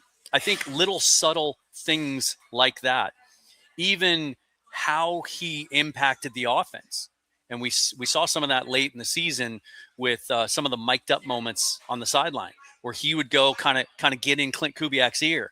Hey, take a shot here. Hey, we want to run the ball here. Like his awareness of who his team was and just how to poke and prod them in each and every moment allowed them to be their best selves. And so that's, to me, why he edged out Sean McVay right now, today. But I just want to say before I wrap up this answer, I have the utmost respect in the world for Sean McVay, for all 3 of these coaches. I think he's Hall of Famer. I think he's great. I don't think he's won his last Super Bowl, which just speaks to how great this division is and how much fun it's going to be to do this show with you for the next couple of years. The biggest point in McDonald's favor, obviously the Super Bowl, yes, but also the Seahawks team had no weaknesses. They were the best defense in the league. They were, a top 3 offense in terms of points per game. I think they were 3rd, 28.4 points per game. And the special teams was phenomenal. And the Rams all season long were a complete disaster on special teams. They lost the game to the Eagles because they had 2 field goals blocked. One was returned for a touchdown, a thick 6, as we always love. Right. In the NFC Championship game, they muffed 2 punts, one of which they lost possession of. Obviously, they fired their special teams coordinator. That was an Achilles heel for that team all season long. He couldn't get it fixed, and it cost them big time. That is a point in McDonald's favor. He's the head man. He's in charge of everything, and his team had no weakness. Yeah, and he just has his finger on the pulse of everything that's happening with that team, you know, and what always impresses me about a coach, and early on in Pete Carroll's era, I felt this same way, where, you know, the principles that he talked about day one when he got the job. Here's what we're going to be. Here's how we're going to play football. This is going to be our personality. And this is the kind of team we're going to be, is exactly who they became in very short order. Now that happened with Pete Carroll too, and then it got away from him. And so now we'll see, right? It's harder to get back to the top of the mountain than it is to get there the first time. And so that's why it'll be a fascinating exercise for us to do this every year. There's one other skill that I think we have yet to see from McDonald because of his lack of experience. And we'll get to that in 1 second. But first, before we do, just want to let everybody know that both of our channels are presented by Prize Picks. We could not be more excited to be partnered up with them.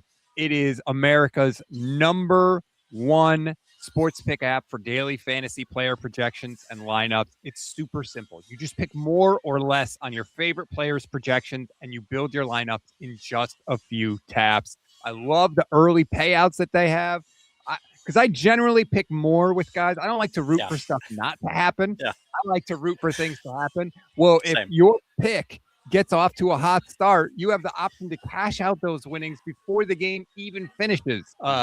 Yes, please. Sign me up for more of that. And as a 49er fan, Dan, you know I love the injury protection they have. If you pick more on somebody and they get hurt in the first quarter, guess what? You're protected in that instance. You're not out of luck like you are with so many other places. As a 49er fan, that's music to my ears.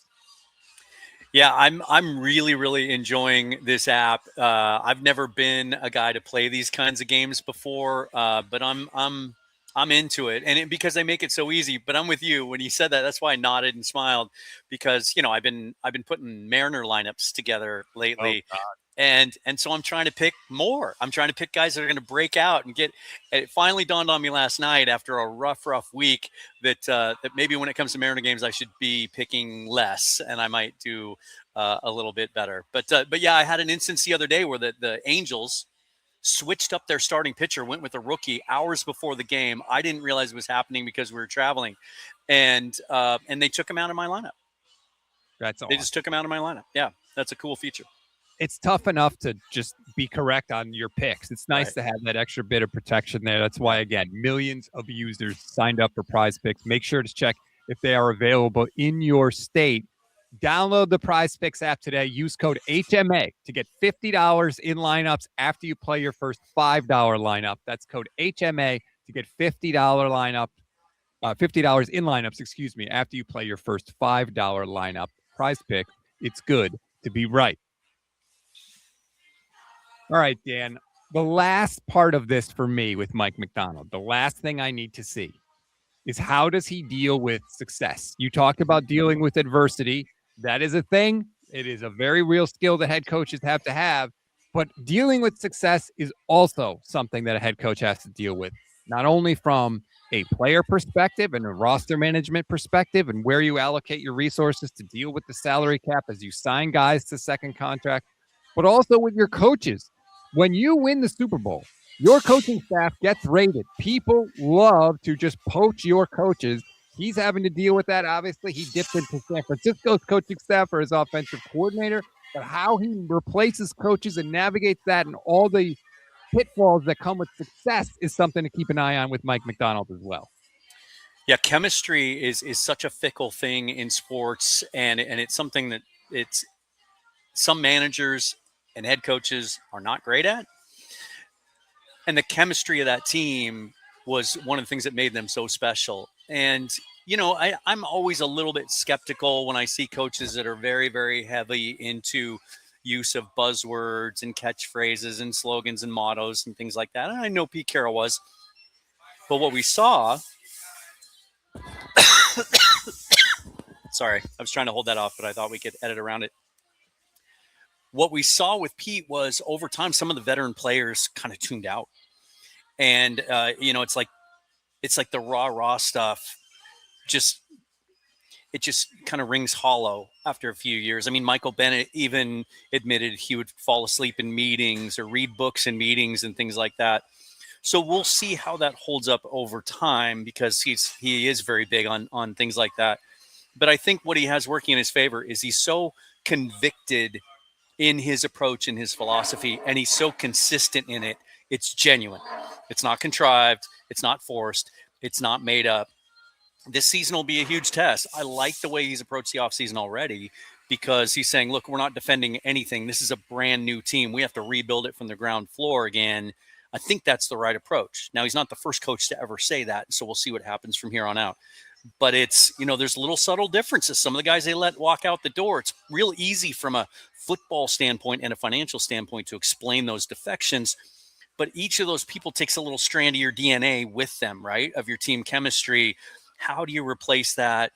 And can you recapture that stuff? We're seeing it in baseball right now. This Mariner team on paper is a better roster than the one that almost went to the World Series last year. They're healthier. I think the lineup's more complete. The starting rotation's better. And yet they're terrible right now. The chemistry, the vibes aren't there. It's a fickle concept. But man, if you lose it, you can lose a season. And so that's what I'm going to be keeping an eye on this year. It's not the schematic stuff. It's not the motivational stuff. It's like, how can he tie it all together and bring this team together? And what's that personality going to look like? There's everything to love right now if you're a Seahawks fan. Unfortunately for me, quite frankly, it's very frustrating. The one point I will say in Kyle Shanahan's favor is that I've seen him deal with both adversity and success. When he got there in 2017 and 2018, they were awful. They were miserable. It was a pathetic roster. Kyle Shanahan told Jed York when he was interviewing, this is the worst roster I've ever seen. It's the worst roster in the league. And they built it up, and they were in the Super Bowl 2 years later. And I've seen him deal with the success of getting to the NFC Championship game and going back again and going back again. So I've seen him do it from both sides. But again, he hasn't achieved the ultimate goal, which, of course, is the Super Bowl. And it is totally fair to say that he's one of the biggest reasons that they don't have that Super Bowl. It's a double-edged sword with Kyle Shanahan. Yeah, and honestly, that's why I have some questions going into the season about McVay as well, because they very clearly this offseason have taken the approach that we know we got a lot of continuity coming back from last season. That roster that I have already said was at for most of last season, I think objectively the best roster in football. Well, they kept it all together, and then they went out and presumably fixed their biggest weakness, which was the secondary. They're clearly in go-for-it mode around an older quarterback that has an injury history. They're pouring everything they can into this season. They're putting their own pressure on themselves. And based on what I said earlier about how I don't think Sean McVay handled that very well at the end of last season, that's my question about the Rams this year, is how is he going to get this team to play loose and free and easy and let their talent speak for themselves instead of maybe being too tight, which I thought they were at the end of last year. They definitely were. We've seen McVay. He gets tight in big games sometimes. I think teams and people do get in his head. I think Kyle was in his head for a few years when the Niners had that winning streak.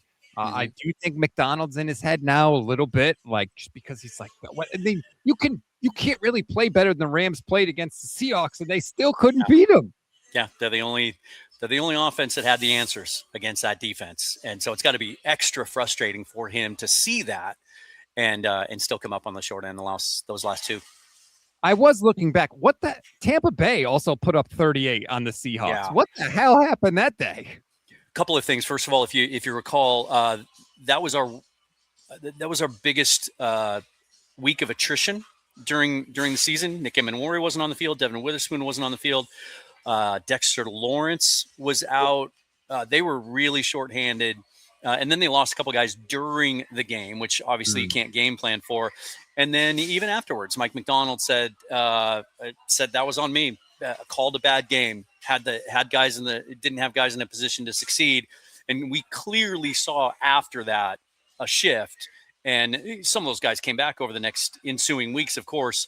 But to me, that was a big feather in McDonald's cap. You know, for him to come out and put it on himself, take accountability, and then we saw the difference. You know, moving forward from there, it was one of those games that, you know, I want to call it an anomaly, but there were explainable reasons for it.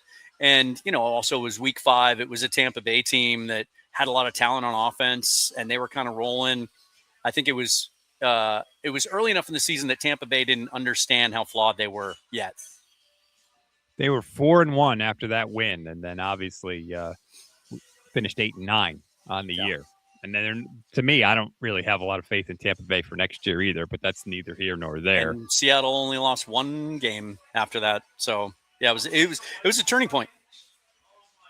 Fascinating. It's just so weird to look back. Like, I just had completely forgotten about that loss. Yeah. I mean, they only lost 3 games all year. One was to the Niners in week 1, that Tampa game, and then what was the last one? One game against the Rams, right? Yeah, week 11, right? Yeah, 21-19. Yeah, and that was one of those games. You know how fickle football fans can be. You know, week 5, there were definitely some Seahawk faithful that were questioning Mike McDonald's defensive play calling and his ability and kind of questioning his reputation. So, I mean, that was quickly put to bed, but that was a weird week. And I don't want to just totally ignore the Cardinals. They have a brand new head coach. Mike LaFleur is there. One of the reasons that Cardinals job to me was not very attractive is because you're going to have to face McDonald and Shanahan and McVay for 6 games a year. He better be awesome. Yeah, and he's not going to have his quarterback yet, you know, and so it's going to be, kind of tough to judge. I think it's going to be hard for Cardinal fans to hear this, but this is another season of just kind of prepping. It's more of an exposition type season than it is. We might not get a lot of real answers about what kind of head coach he is. It's just how much talent can they add, and can they just bridge the gap, right? Can they just be more competitive on a week in, week out basis? And then it's all going to come down to which quarterback they end up ultimately getting, and they may address that this year in the draft. So I may be getting ahead of myself. There's a lot of buzz around them and Ty Simpson. Although Ty Simpson's a guy with just 1 year of starting experience, I wouldn't expect to see him on the field. But at least you would then know that you probably have the guy in the building that you want. And if you are taking over a team that has a history of losing and you're a new head coach, I really give you basically a free pass for your entire first year. I do, because you got to get your people in there. You got to get your system established. You probably don't have a quarterback, so you got to get that situation sorted out. To me, even if they win 2 games this year or 4 games this year, I'm not going to ding LaFleur at all, unless he's making a bunch of horrible in-game coaching decisions. Then we can have that discussion. But if they're just not a very good football team, I give them a pass. You've got to have more than 1 year to sort of get your program built, especially when you're taking over a Cardinals team that, even though they have some nice pieces, there's just no history there. There's no, other than the Kurt Warner years with the Cardinals, what is there? And honestly, I'll give him this. I think given the pool of candidates that was out there, I think he was the right hire. I think going with an offensive guy was the right thing to do, especially considering they're going to have to start over with a young quarterback. We don't know what kind of play caller he is. He just had the 1 year in New York, and that was a disaster. And, you can't really pin all of that on him. That whole thing was dysfunctional there. But I think he was the right hire, and he's already ahead of where I thought Jonathan Gannon was when he got the job at this stage, because, he started off his tenure real sort of cringy, with some of the just moments he got captured with on camera, with his interaction with the players and some of the things he said in team meetings. And remember that whole who's going to get on the bus thing. And at least LaFleur's been pretty quiet. He hasn't had any cringy moments, unless you count the haircut, but you can always grow that out. The haircut. I forgot about that. Yeah. All right. The final rankings, I had McVay 1, Shanahan 2, Mike McDonald 3, and then LaFleur obviously number 4. You had Shanahan 1, Mike McDonald 2, Sean McVay 3, and LaFleur 4. Let us know your rankings in the comments. Leave it below. I know I'm going to take a beating. Yes, you are, and I'm here for it. I can handle it. Drop it in the comments. Like this video, subscribe to both channels, the 49ers Gold Standard podcast and the Seahawks Forever podcast. We're here every single Thursday breaking down the NFC West, the best division in football. Draft is a couple of weeks away. It's the perfect time to hop on board. Dan, thank you very much for joining on the road, and I'll talk to you next week. All right, see you guys. All right, you guys, thanks for tuning in. Let us know down in the comments below what you think of our 2 lists and how you would rank them and why. That's what I really like to get into for some of that engagement. A reminder that now that we are officially less than 2 weeks away from the NFL draft, that the Seahawks Syndicate will be live streaming the entire 3-day event. That's myself, Brandon Kane of the Hawks Nest, Mookie Alexander from Field Goals, and Bryce Coots from the Hawks Eye. Yeah, regardless of whether or not the Seahawks pick on day 1 or have any picks left on day 3, we're going to stream the whole darn thing. We got some special guests that are going to pop in and out.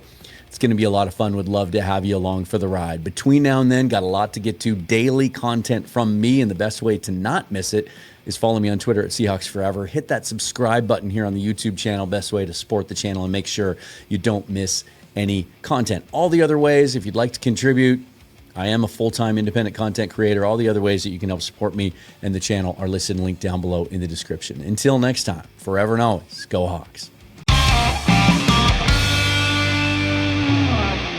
Welcome to Seahawks Forever, presented by Prize Picks. Well, 12s, We're just 12 days away from the 2026 NFL draft, which means there's only a couple of John Schneider radio shows left. This is the only time of the year that he really puts himself out there and makes regular appearances.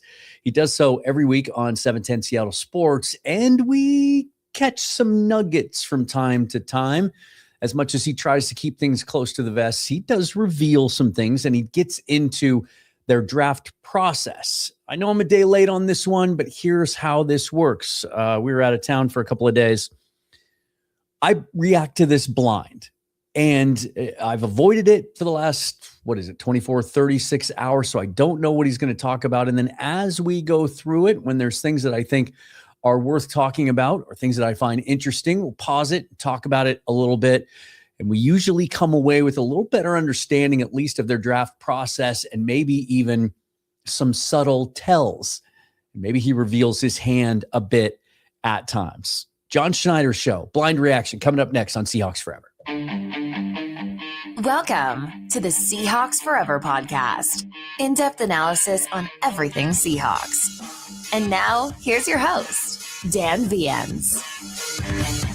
If you don't already, please follow me on Twitter at Seahawks Forever and hit that thumbs up, subscribe to the YouTube channel. Also want to give a shout out. I don't do this enough to those of you who listen on audio platforms. Garrett Greenlee of the Outstanding Football Analysis YouTube channel, who will be joining me next week to share some of his fantastic insight with us as well, reached out to me the other day and let me know that Seahawks Forever is in the top 2% of all American football podcasts on Apple Podcasts. I have you to thank for that. Obviously, really appreciate the support over on the audio side.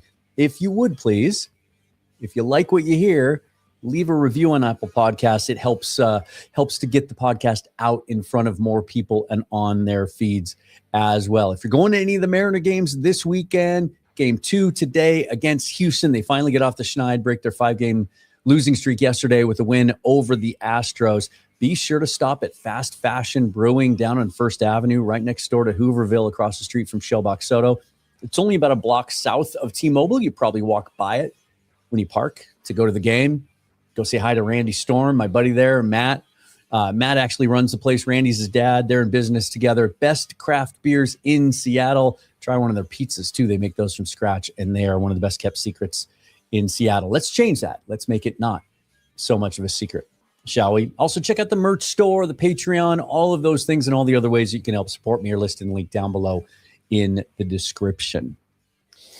All right, guys, let's get to this. So, again, I'll react to this blind. We'll pause it from time to time, kind of point out some things that I think are compelling, interesting. And one thing that I know is going to happen, because as I was queuing this up, I saw it again, little twist to this year's series of shows is he brings a guest on with him every week. We know how much John Schneider likes to share the credit and shine the spotlight on other people in his staff, always spreading the credit around the VMAC from the very, very top of the food chain all the way down to the bottom. One of the things that I really appreciate about him. And he brings members of his personnel staff, scouting staff, and it looks like he has a guest today as well. So let's get into this. John Schneider is here. He's brought a guest, the Vice President of Health and Player Performance, Sam Ramsden. Sam Ramsden. I'll get it. And talk about many leather-bound books, this guy. It's pretty awesome. Sam and I have known each other for 35 years, and we both started out as interns in Green Bay in 1992, and then I went back to school. Sam stayed on the following year, and then so technically he's like a year ahead of me. 35 years in the NFL, 28 with the Seattle Seahawks. That's incredible. Coach Holmgren brought him here. He was the youngest head trainer in the National Football League. Wow. And now he's in charge of, really, he has the coolest, most interesting, but probably most stressful job of a lot of us in the building here. And when we talk about pillar, you guys heard me talk about the pillar people. Sam's amazing. It's easy to see why there's so much continuity and longevity in the building at VMAC. I know from working with those guys in my former profession in hospitality, right? We had such a great relationship with the Seahawks when I was with the El Gaucho company. And so many people that work in that building in all different departments predated Schneider. We're there ever since Mike Holmgren arrived. And the reason those people stay is because he treats them really, really, really well. You hear this stuff all the time about just how genuine of a person he is. I can vouch for that personally. And that stuff, you can't fake that stuff, right? And I think it speaks to the culture that we see on the team, on the field as well. And players are employees too, and they want to play for the organization just like people want to work for the organization, and they want to stick around because it's a good place to work.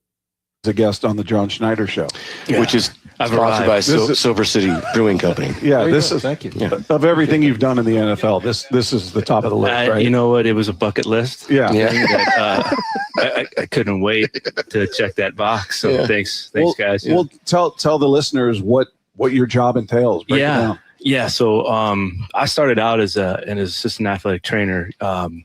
Wyman's like, I think your favorite athletic trainer is Greek, right? So Yeah. Greek was in Denver. Steve He worked there. Antonopoulos. Yeah, Steve Antonopoulos. He was there for he's 45 years. He's probably the longest tenured employee in the NFL for one team.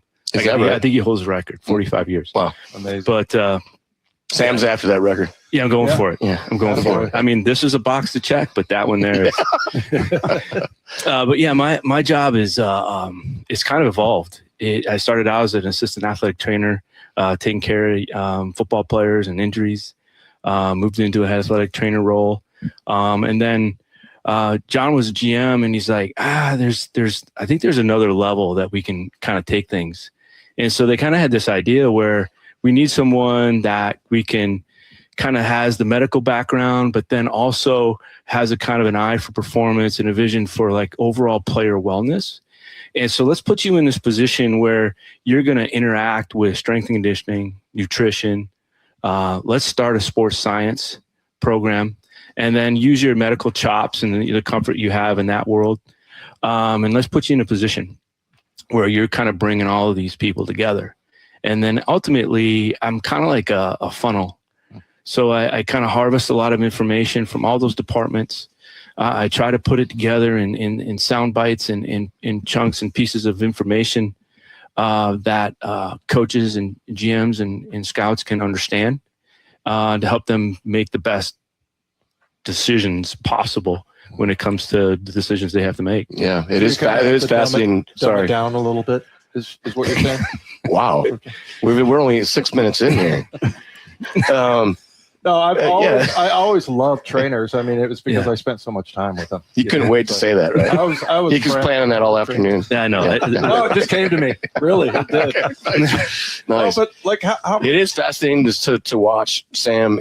I was just kind of scrolling through the chapters that they have here on this video, and you can see the direction that they go by having Sam there and with his expertise. Looks like they're going to talk about player medical evaluations and how that factors into the draft process, player performance, and how they grade some of that injury, durability, and assign some of those grades. So really looking forward to that. Just wanted to just kind of get a look for that, because this seems like it's one of the episodes where maybe they're going to focus on Sam being a guest a little bit more than John himself, but this is going to be some cool stuff. Interact with everybody in football operations, with at the different, points of the year, all the different touch points he has. And I joke with him all the time because he was a psychology minor, but I think it's like a major because he has to learn all these different personalities. You know who else is a psychology minor? Yours truly. But he has a way better job than I do. All the different coaches, all the different players, all the different trainers, all the different doctors, strength conditioning, nutrition. Well, I'm not going to get into that. We're starting something cool here pretty soon. I don't know about, but just watching him interact at different times of the year, talking to the head coach and the coaches about, practice, what that looks like, return to play.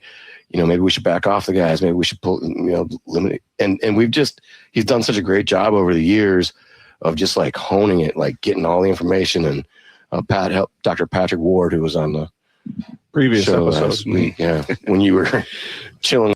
So it sounds like he does all the things that the San Francisco 49ers do not do for their players. Sorry, missed that. with your feet up somewhere, and the rest of us are trying to make Sundays better for everybody else. I was golfing. That's neither here nor there. Yeah. But welcome back from your vacation. Yeah, thank you. Yeah. Hey, tell us about this time of year with a guy like Sam, and Yeah. that's the biggest mystery. I feel like, well, half the mystery for you is like the health of these players, and are they going to be healthy? And I'm assuming that if Sam had looked at me when I was in college, he's like, do not draft that guy because he always gets hurt. But I mean, for you, I mean, it's got to be. This is an important part of the year, right? Putting all that stuff together, because that's you're kind of a stickler. Yeah, absolutely. And Sam can help, like you said that you were joking, but it's true. Like, kind of help funnel. We had a medical grade for a little while, and then Sam helped us let's have a durability grade. And then that's how we kind of got into this world of what does, sports science look like, and like, how do we build this out? And Sam, if not, didn't start it in the National Football League, was one or two. Yeah. We did a really cool trip together. We went to New Zealand and spent time with, the All Blacks and a bunch of rugby teams, and just like it's just with the acquisition period, it's very much. Sam and I have known each other for so many years, and it'll just be like, I can tell if he's Gotcha. if he's concerned, or if it's like maybe this guy's like a one contract guy, or maybe this guy's a 2 contract guy, or like what is the. There's just all kinds of different levels. And so we just had a medical meeting a couple of nights ago. And so Sam just, ends up like helping us sift through, what our grades are going to look like. Yeah. It'd be interesting to get into some more, and they probably wouldn't divulge this, but it'd be interesting to hear about the process in their selection of JSN in 2022, right? With all of him missing an entire college football season because of the hamstring injury and all the questions there, and not being able to work out fully. And yet, they obviously felt comfortable enough to take him, and look how it's turned out. I'd be fascinated to know what went into that decision process, because I think it's kind of similar this year. There's a prospect that we've heard in recent days is tumbling down draft boards, and that's Avion Terrell, the cornerback from Clemson, who in every way looks like he would be an ideal fit for what the Seahawks need at the cornerback position. But man, the hamstring injuries, he hasn't been able to work out fully. He's running 4.7 40s essentially. I'm sure he's talking to Sam quite a bit about that prospect. It'd be interesting. We'll know in a couple of weeks whether or not he makes it to the Seahawks, and whether he makes it to them and beyond them, and then we'll know if he's even on their board or not. That's fair. Are you working with guys? Sammy, I mean, Yeah. Once they get into the building, and I love Bob and Dave, but I feel like if I'm sitting in that booth right now, I'm immediately asking them about the JSN situation. I want to find a practical example to ask Sam about while he's there. They may decline to answer it, like I said, or they may kind of nibble around it because they don't want to give away the sauce, right? But that would be my follow-up question.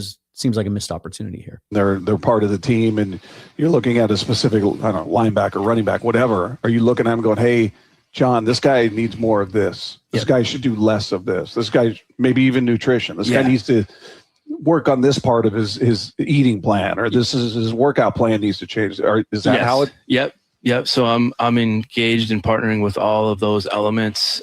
So nutrition, strength and conditioning.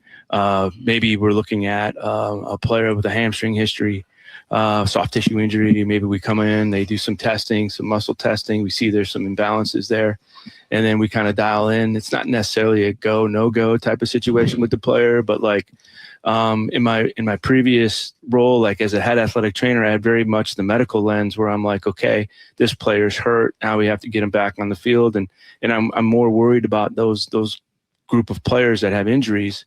Now in this role, what's really great about it, it's all players.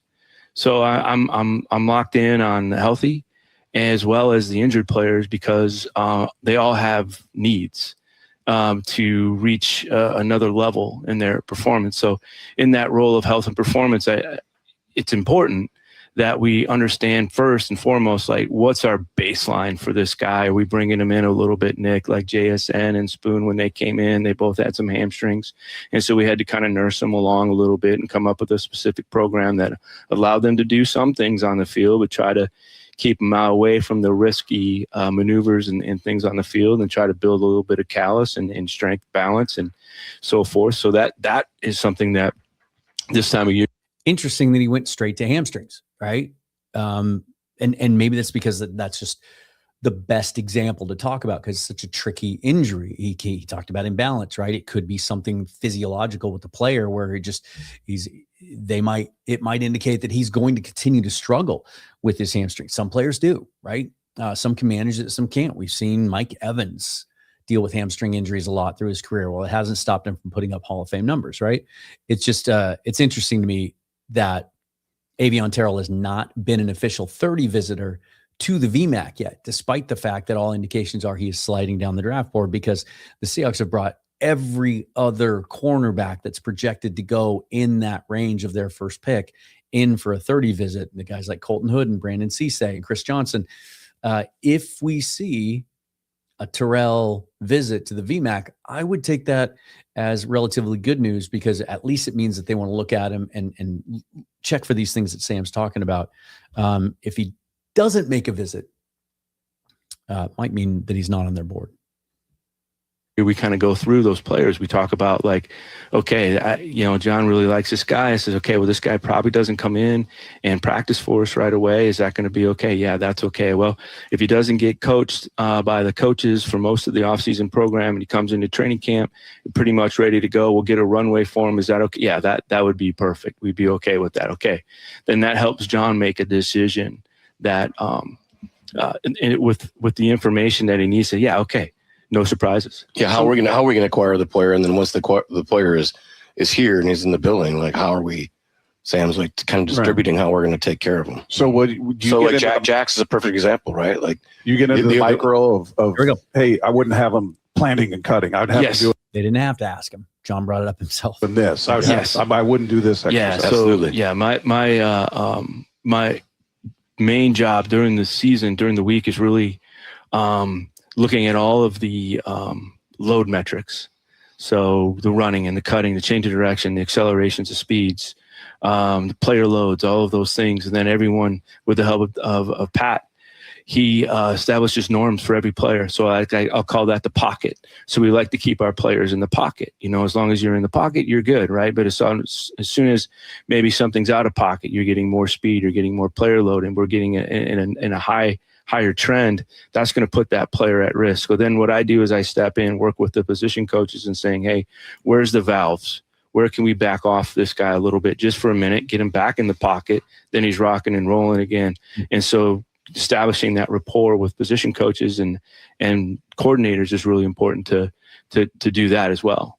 So it's a huge trust. There's a big trust there. Trust tree. Yeah, trust tree. And the nest. Nice. Like where heads at. Yeah. No, but Sam does a great job of working those relationships and understanding what does this player need this week in order to get ready to play in the game. Mm-hmm. Right. In those cases, is it just a walkthroughs and like, okay, let's walk through this together.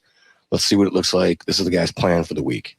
What are some of the advances as far as like how do you identify where the weaknesses are? I could be way off on this, but I thought there was like some chair or something where you have the guy, you test the hamstrings and like he's way more up on. You said he's like. Well, I mean, being a professional athlete, they're just in tune to those types of things. I know it doesn't look like it, but this is a finely tuned machine right here, John. What we were 6'3", 225, 235 coming out. That was legit back in the day. Well, thank you. In terms of flexibility, though, what would his flexibility score be, you think? Then? Then? Yeah, I would probably say he'd probably be in the 85th percentile. I bet he's not perfect, but I think he was probably pretty good. He's just kissing your butt right now. Yeah. John was hoping for a lower score. Yeah, he was. I would say, like from a technology standpoint, I think when I first started, I really thought that the more technology, the better. But really what you want to do is you want to hone in on the things that really help you make the best decisions. So for hamstring strength, we use the Nord board. There's a company out there, Vault. They do a great job. They have a ton of products out there that we use.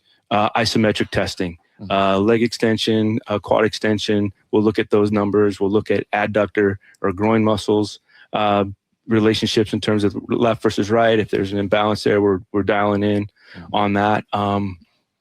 And so that's some of the technology that we use. We're exploring in some things area where you can actually heat map a player, and you could look at their lower extremity. You could look at front and back. You can see what muscles might be cold, what muscles might be hot, and then that would drive us towards a treatment plan. Right. You know what I mean? If you have a colder kind of muscle, hamstring, you're doing some activation. If you're more on the hot, warm side, you're looking at probably trying to calm things down, use ice and different modalities to kind of bring it back around. You can rescan and see if you're making some progress. So, John, when we're approaching the draft, you're looking at player Dave Wyman. Hey, we're looking at this kid from Stanford. He's got you don't have access to him. You're not talking to him. So are you leaning on him to sort of evaluate from a distance? Like, hey, how big a risk is this guy? Well, we would have brought Dave in. He would have been a pretty big risk, I would think. Yeah. We would have had to. We would have brought him in on a 30 visit to make sure our doctors put their hands on him and okay. That's a style of play thing, and guys are slamming guards like this guy used to, So, but if it's somebody you don't bring in, but you're looking we at have access to, any like combine guys, so we're able to see all of it. And, So you have whatever number of players at the combine. Every player at the combine is seen by a doctor. They're given a grade. That grade is used to assess risk. So in the event that if we had Dave coming through and you had dislocated your knee and you had not played yet, then I would give you an R for rehab, and then I would say, okay, where would this guy land from a risk standpoint? So every number is a risk. So 6 is the best, 1 is the worst, and so 1 is a fail, 6 is like you're clean as a whistle, and then we have 2s and 3s. So I would say, based off what I know about your injury history, that I would say you hadn't played yet, I would give you like an R2 or an R3 minus is probably where I would put you. That doesn't mean you stay at that grade. Right. That means that just right now, based on your injury history at this moment, and let's say you hadn't played football off your dislocated knee, I would say this guy's untested, meaning he hasn't played football yet on this particular body part. It checks out pretty good, but there's definitely going to be some risk involved in acquiring that player. Yeah. And then, John, you have to assess whether, all right, do we want to take that risk or not? Yeah, we'll talk about whether, should they even be on the board, or, should we take them off the board, or Sam, like, is this somebody we let somebody else draft and kind of work with them right away, or sign as a rookie free agent, and then maybe they'll come back to us a later date and we'll feel better about their medical history. We have a ton of those conversations. The coolest thing, I think it's a good time to remind, and some of you might not know this, that the Seahawks, you look back at the last 4 or 5 years of just great draft after great draft after great draft. It's an epic run that John Schneider and his staff have been on, and it ultimately led to them being able to build a Super Bowl winning roster, even though it was, depending on what you look at, beginning of the year, end of the year, snap weighted or not, somewhere between the 3rd and 5th youngest roster in the entire league. That one of the changes that Schneider has made, and he always has talked about how he's learned and adapted his process through the years, learned from his mistakes, is they have shrunk their draft board down to, from everything I have read, one of the smallest draft boards in the league. It may have less than 100 players on it. This year, where they only have 3 picks in the top 100, and then they have 188 in the 6th round, it wouldn't surprise me if they only had 50 to 75 names on their board. Now, that's something that if they asked him point blank, John probably wouldn't answer in detail, but they have a very small board. And so, some of these players that you might fall in love with as a prospect that have an injury history you might not think is significant enough, they may, based on the data and everything else and Sam's evaluation, like they're talking through the process here, they may just not even have them on their board at all. Some of the character stuff as well. There might be a prospect that you really like and you can't understand why they're not meeting with them, why they're not visiting with them. Well, they may already have information that just leads them to believe he's just not a Seahawk character-wise, and so that he just won't be on the board. Now, that changes once you get to like pick 188. You get to the 6th round, and maybe your board has thinned out, and there aren't any obvious highly graded guys left at 188. Well, then it's not like they throw that list away.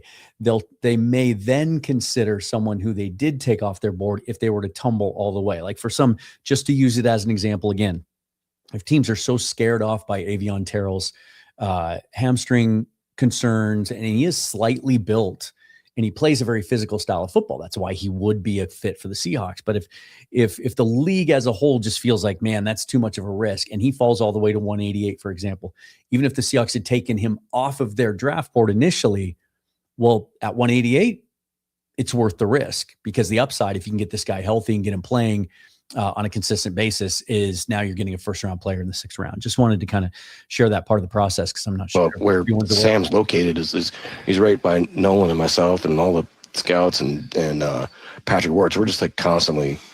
I mean, the poor guy gets bombarded like nonstop.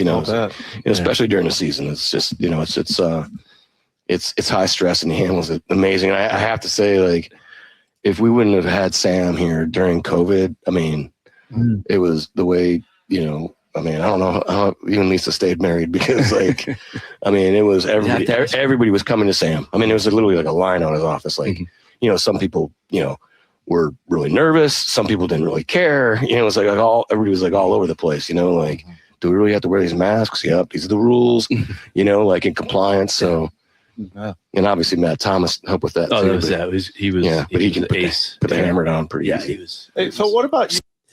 Before they get into this, because we're a little bit past halfway through, guys, I just want to tell you about Prize Picks and welcome them as a sponsor to Seahawks Forever, no matter what sport you're watching, and they cover them all. There is no better way to make the action more exciting than with Prize Picks, where it always feels good to be right. Prize Picks is daily fantasy made simple. You just pick more or less on your favorite players' projections, and you build lineups in just a few taps, whether it's football, basketball, or, of course, baseball this time of year. Prize Picks gives you a fun way to stay locked in on every play while you're watching.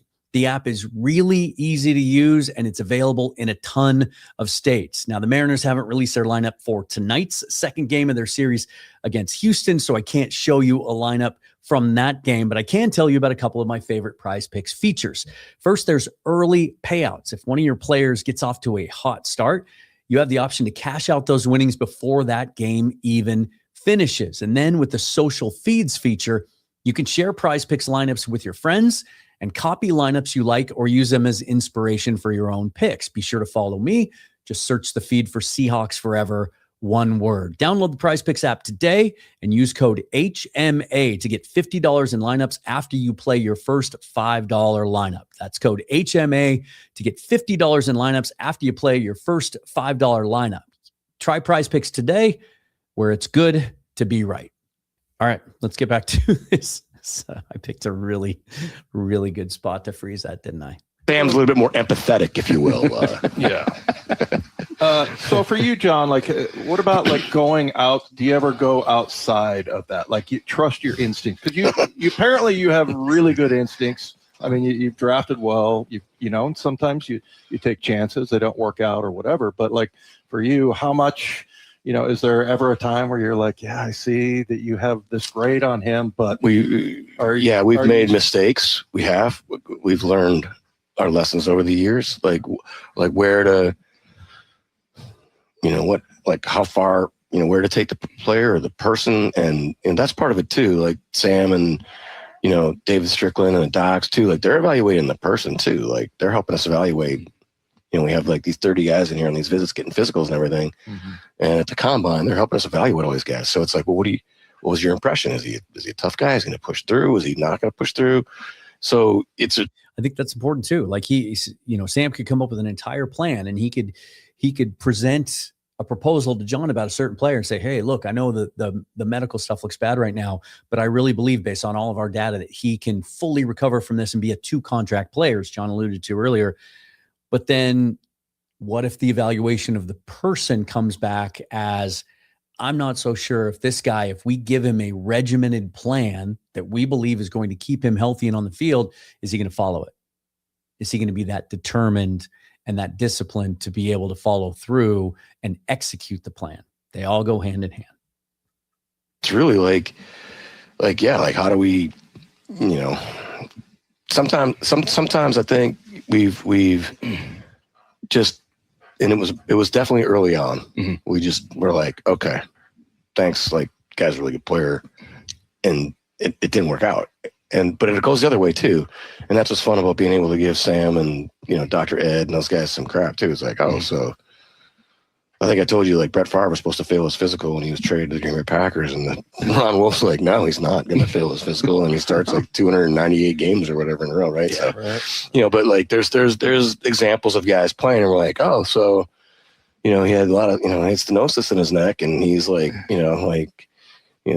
narrowing a spinal column, and he's freaking going out and smashing people, and he's been playing for 8 years. So I thought, so it's just kind of like fun banter, but no, we've gotten in the mode where we know now. We know what the risks are.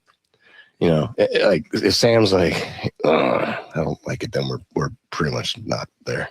Is this point? I think it's, not to beat a dead horse, but it's yet another example of why they've drafted so well the last 5 years. It's because of what John's talking about here. That concept that, nope, we stick to our process, trust the process. They have so many people working on this stuff. It's so many layers that, this is the way the grade comes back. And they combine all of that stuff into a player grade so they can rank them on their board. And need does go into that. You've heard John talk in the past about how we don't draft for need early on. It's best player available. And then as the draft goes on later, we address need more directly. But then he'll say need is factored into the grade. So they put all that together, try and boil it down to one number, and that's how they rank players on their board. And what he's telling us now is based on all of the mistakes that they've made and the lessons they've learned over the years, they don't vary from that. They don't go by gut instinct. He doesn't overrule his staff and those grades. They stick, when he says stick to the board, he also means stick to the process. Point to the draft. Like 100% not there, not pretty much not there. Sorry. How long until we've got our plan? Like we're in place. If this guy's available, we're going here. If he's not, we're going to medically. We have one more big medical meeting. Is that what you're saying? No. Just your draft plan. Oh, your draft. Yeah, we're plan. getting close. We're the scouts are back in. We have our local day today, so we have 40 guys finishing up out here today. We have a pretty clear picture of what the board looks like. We'll be getting with the coaches next weekend. This is always a really cool weekend when the scouts are in studying because the Masters is going. We got it going all day, and it's like it's just an awesome. Like you're kind of like narrowing in on what it's going to look like, and listening to all the guys just have you hear their passion. Like I like we can deal with this guy, or we can't deal with this guy, or I don't feel good about this. Like let somebody else have them. That sort of thing. Like that part of it is that what you're saying. That clarity is just really where coming in. Going into night one. All right, we know what we're doing in basically any scenario. No, I don't feel comfortable with that yet. That'll be when we get done with. I think once we get through with the coaches next weekend. I think that Monday, and then I usually have like Tuesday, just with Mike, pretty much, and then I feel like pretty good about if not A, then B, if not C, then D. Yeah. Again, I got to talk about it again. It's the discipline. He said the exact same thing last year. The same process. They get their board set the weekend before the draft, so 4 or 5 days before the draft, and then he sits down on Tuesday, 48 hours before the first round, and he sits down with Mike McDonald and runs it all by him and gets his last little opinions. Do you agree with this? Do you agree with that? Is there a guy that you like? And that gives Mike a chance to say, hey, what about this guy? Well, here's why we don't have him on our board, and then maybe they can fight about that a little bit. It's again, consistent process leads to consistent results. And he's not changing the process. He's not winging it from year to year. Like, no, you know what, Mike, we're good. We only have 4 picks this year. You go, you take the day off or whatever. No, they're going to stick to their process. And Sam, during the draft, Sam has we have this thing called pick 6, right? And so he can see who's coming in case things get moving pretty quick. And if there's an alert, he'll come up to me and just be like, hey, remember this is like we gotta. Hey, think about this, I saw the alert. I assume he means a trade up, a trade down, something happening quickly that they have to pivot to quickly. And so Sam's right there in the war room and ready to remind him, of a concern that he has maybe. The head coach picture the other day, and I could only identify 17 of them. But did they do a GM picture?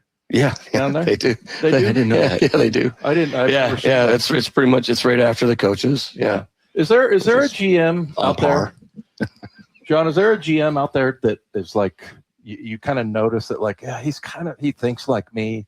Are there some that you're like, and always picking kind of the same guy or, same type of guy, who would be like most similar to John Schneider? I would say I don't know if it's a grading system, but the Ravens have always drafted similar. We've always had, they're like, we've heard from them, they've heard from us, like, God, we're going to take, Rashad Penny and you guys took him or whatever. We're back, similar, like back and forth with that. The year that Jordan Brooks was drafted, I believe the Ravens were drafting right behind the Seahawks.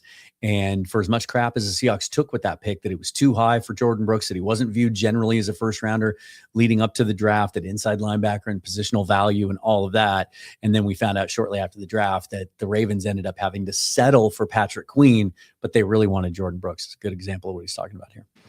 Where it is right now, Jason Light's a close friend of mine, general manager for Tampa Bay. Been doing it a long time. And there's a bunch of guys that they're just, George Payton in Denver, known forever. Oh, shoot, I'm missing people now that you asked. But there's guys that, you're kind of like, dang, like. I thought he'd maybe name drop Elliott Wolf. They obviously came up through the Packers together and worked together. I would think there'd be some similarities in how they evaluate. I don't want to talk to you before the draft because I don't want to lie to you, Right. When I don't lie, I just don't tell the. Just don't tell them anything. Lies of omission. Yeah, there you go. Lies of omission. What is that weekend like for you? Like, are you? Is it chaotic in that room? Is it phones buzzing? Everybody's coming up to each other and, hey, I heard this guy's calling, or is it by the end of the weekend you're exhausted? Let somebody else tell you. Take us Sam. Sam experiences it's usually got some music going. Yep. Reggae is pretty popular in the first round. Who makes the call on the music? I think it's Jack. Jack has the last 2 years. My son Jack has the last 2 years. Yeah. He's picking reggae music, huh? Yeah, nice. it's Jack Johnson, maybe a little. Johnson. Yeah. You've been listening to that lately. Mm-hmm. He's not a big Billy Joel fan. No, you would not get he much. Likes Billy Joel. You wouldn't get much going on the Billy Joel side of things. Come on. Fact. Yeah, Sam likes Piano Man and all that, whatever. Like yeah. Okay. Yeah. Whatever keeps the mind sharp. Yeah. Play that. Well, it's relaxed. Yeah. You know what I mean? Johnny wants it relaxed. He wants it chill. He's a lot of the tension just doesn't seem productive. You know what I mean? He's got people delegated for different teams, working different deals. The distribution of transactions and deals that are out there. From my perspective, not being involved on that end of it, it seems like it's really well balanced and really well thought out and organized. I end up talking to John maybe later in the round, it's in the drafts, because that's when the risky players, you feel comfortable taking a guy that maybe you wouldn't have felt comfortable taking, and then all of a sudden that player will come up, or we'll even look at like at the end of the draft, like, hey, your position groups here, your defensive line, we've got a number of veterans in the defensive line group. We always know that we like to take care of those players during the season. So in order to have a really cool practice, we got to make sure we got healthy young players behind them to create the types of practices that the coaches want. So as we're building a position group, we'll kind of like mention those types of things towards the later parts of the draft, later rounds. Yeah, I never wanted it to be, what like listening to. We did it like the first year we were here, where it was like, we had. Well, I almost said his name. Can't do that. It's not fair. But we make a pick, and it's like everybody's all excited, and then. You just get hammered on national television. It's like, I think you don't know what you're doing. You're kind of like, why would you do that? Paul Allen's looking at you like, this is going to be a great draft. Yeah. So I was like, hey, man, we're going to we're never doing that again. Right after we picked, we just turn the music on, we have the TVs on. Right. But mute sound. Yeah. So we're just like, all right, we're just going to play music at a level where we can kind of hear. There's like 2 rows where we're communicating like what's going on with other teams and like our conversations and all that, and we just try to keep it smooth. And Trent and Matt Berry and Nolan and Willie and like people just, like Joey Lane now, like everybody just does a great job like keeping it smooth and even keeled. Because like when you get like amped up and panicked is when like stuff gets weird, and that's not what we're all about. We're all about the preparation, the process, and then once you get there, it's like, all right, should be pretty smooth the way it works through the weekend. That was a fascinating episode. I suspect that there might be some of you out there that weren't as enthralled by this subject matter as other weeks. But for me, especially because, I'm kind of in the last stages of trying to put a board together. I'm still trying to play catch up after the long season and everything else. And the medical stuff is the trickiest stuff. Like Avion Terrell, I keep bringing up his name, but it's a really complicated issue. It's not as simple as some people try to tell me of, well, he only ran the 4.65 at his pro day because of the hamstrings. So all he has to do is get the hamstrings healthy and he's good to go. So take him at 32 and he's probably still going to go in the top 20 because he's one of the best 3 or 4 corners in this draft. Well, that might not be the case. Right. And that's what Sam is in charge of. And then even how he talked about their prep during the season and even how the plans that they have for older players will impact what they do late in the draft or maybe even in undrafted free agency. Like, look, we might not have a need at defensive line, to use his example again, particularly, but we need healthy bodies during the season. So let's make sure we have a couple of defensive linemen on the practice squad, even though we don't necessarily might think that they have the kind of upside where they could challenge for a game day role. We got to have those good, healthy bodies. And then, if they become more than that and they develop, then all the better. Right. And that's a bonus. And sometimes those things happen, I'm sure. I don't know if next week is his last one or if he does one right before the draft. I'll have to go back last year and check. But next year for certain, I would imagine that the big focus will be on, where are you at with your draft board? Where's the process at this point? All those kinds of things. I'm fascinated by it. I can't get my hands on enough information of how they conduct their draft. So again, if you're watching this in time, tune in tonight. Going to go live, talk about the Seahawks top 30 list, their 30 visit list, I should say, and what it tells us potentially about their approach, including a very surprising name at a position that none of us think is one of need right now that was added to the official 30 visit list today. Hit that thumbs up if you would. Subscribe to the channel if you don't already. Really appreciate it. It helps to support me as an independent full-time content creator. All the other ways you can support me are listed and linked down below in the description. And of course, follow me on Twitter at Seahawks Forever. That way you'll never miss any of my content because I post it all there.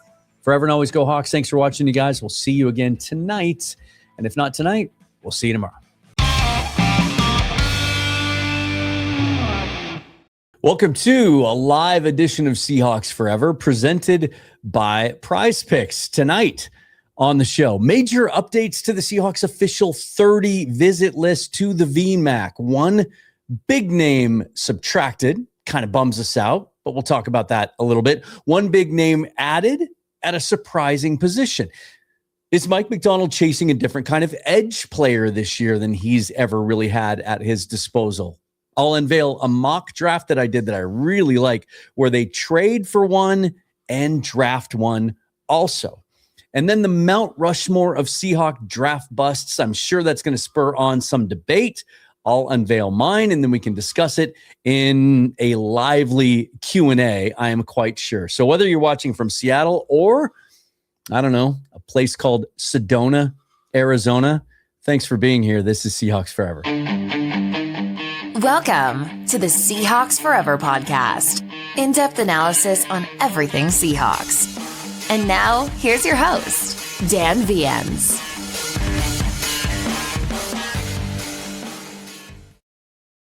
If you would, please hit that thumbs up on YouTube. Subscribe to the channel if you don't already. It's the best way to support the channel and me as a full-time independent content creator, and it's free. And if you want to check out all the other things that I offer and all the other ways that you can help support me, you can look at those down in the description in the YouTube video. All the links are listed there. Guys, I'm really looking forward to this one. This one's going to be a lot of fun. Sometimes I throw these lives together just because I want to hang out with you and I want to take questions, especially this time of year as we closer to the draft. Now just 12 days away, 12. But then sometimes shit happens, and some things happen during the day today that either came across my feed on social media that spurred a thought, or actual news, which we're going to get into in a second with the 30 visit. And so I kind of threw it all together, and we'll just hang out here for a while. We'll see how long it is. I know it's Saturday night, and God, it's a beautiful night here in West Virginia. I'm looking out my window. The sun is setting. It's 70 degrees. It's gorgeous here. I don't know what it's like in Seattle right now, but or Sedona. But thank you for being here on a Saturday night. Really appreciate it. And you will kind of determine how long we hang out here tonight. I also want to shout out to my boys at Fast Fashion Brewing. If you happen to be headed down to T-Mobile Park tonight to watch game 2 of the series between the Mariners and the Astros, stop into Fast Fashion. They're on First Avenue across the street from Showbox Soto, right next door to Hooverville. And man, they make the best craft beers in Seattle right now. I'm convinced of it. I love it. They also make incredible scratch pizzas. It's a great little environment. It's a cool vibe. If you go in there, say hi to Matt Storm, tell him you watch the show, and enjoy yourself because you are going to love it. Really proud to have them as a sponsor of the show. All right, let's get into this. I want to talk about the 30 visit because there were some changes today. Here's what the list looks like right now, grouped by position. The running backs, for the most part, we've known about them up until this point, but today, man, I was excited by this because a new name was added to the list, Emmett Johnson out of Nebraska. Love it. I've been talking about how I wanted something different added to this running back room, someone shiftier, someone more explosive, more dynamic, someone to replace the big plays that they lost when Kenneth Walker walked out the door and went to Kansas City. They've got a bunch of guys that are good physical north-south runners, but Johnson's different.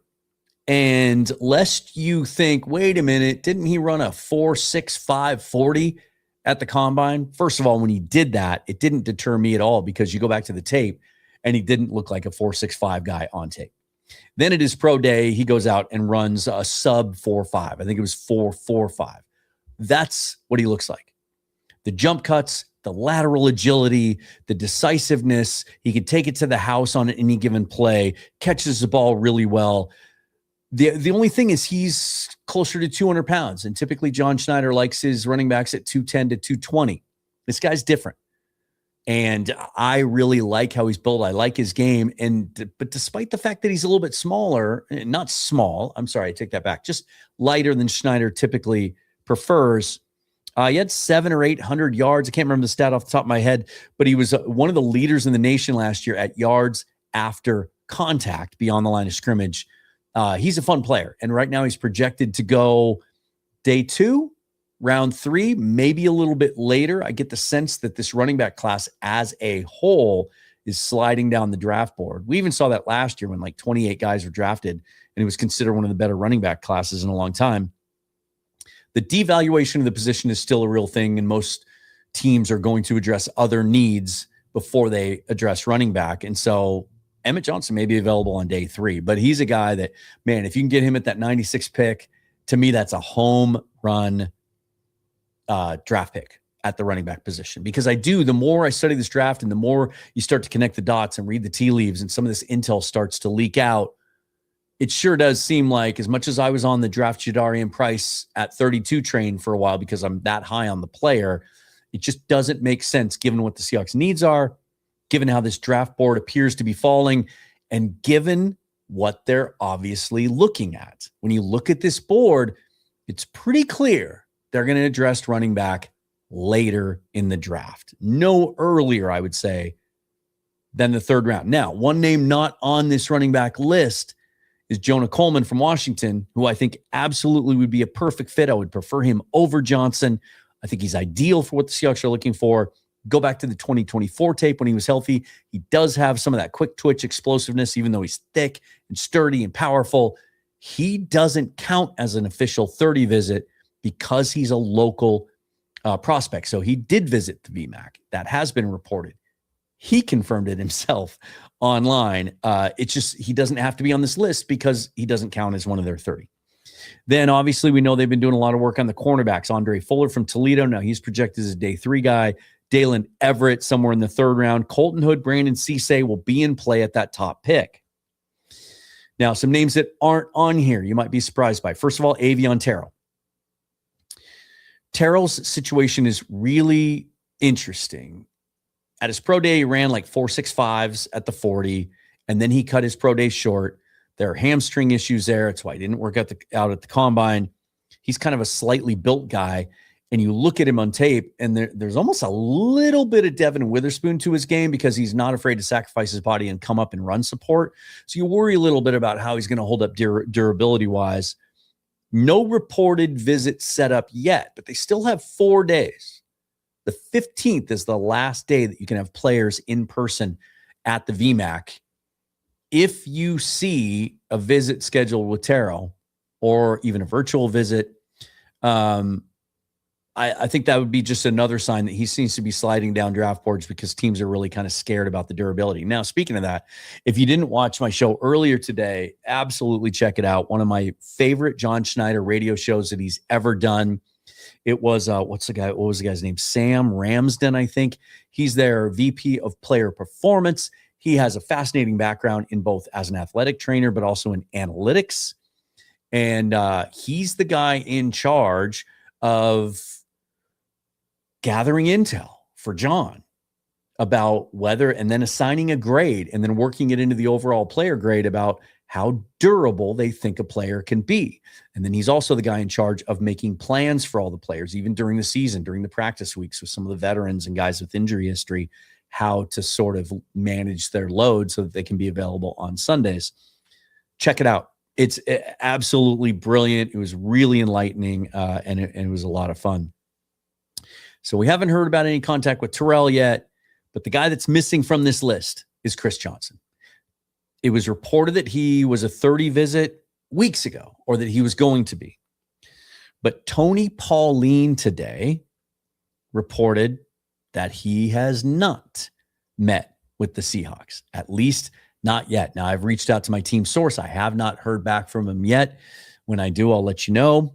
But I don't think that's subterfuge, because John Schneider said on his show last week, hey, when you're picking 32nd, nobody cares who we're visiting with, because we're not going to impact anyone's first round pick. And after that, it's not as important. And I believe him. I don't think he's just blowing smoke. I think it's more of an indication that Chris Johnson is shooting up draft boards. Kudos to Corbin Smith, because he's been saying this for 2 months, that he didn't think Chris Johnson was going to get to 32, when we've all been mocking him after trade downs into the 30, late 30, early 40 range. He's not going to be there. I saw a report the other day. He has been called perhaps the cleanest prospect in the entire draft when it comes to character, work ethic, intelligence, skill, talent, productivity, especially with Terrell falling down draft boards.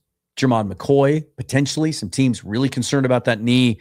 Chris Johnson might be the third cornerback taken, and he may go inside the top 20 picks. And so that may be more of a reflection of, hey, let's use that visit on another player, because Chris Johnson's not going to be available to us, and we don't have the ammo to move up and get him. A couple of safeties, Jalen Kilgore, AJ Halsey, who the more I watch him, the more I like him. Very different players. Kilgore, more of a box safety, kind of a lot of teams see him as a big nickel. Halsey, free safety, center fielder, calling out, communication, really, really fun to watch. Traden Stukes, kind of a hybrid. Some teams have him as an outside corner. Some teams have him as a slot. Some teams have him as a safety. But really, really productive. Then the edge guys. And this is what I really, really find interesting.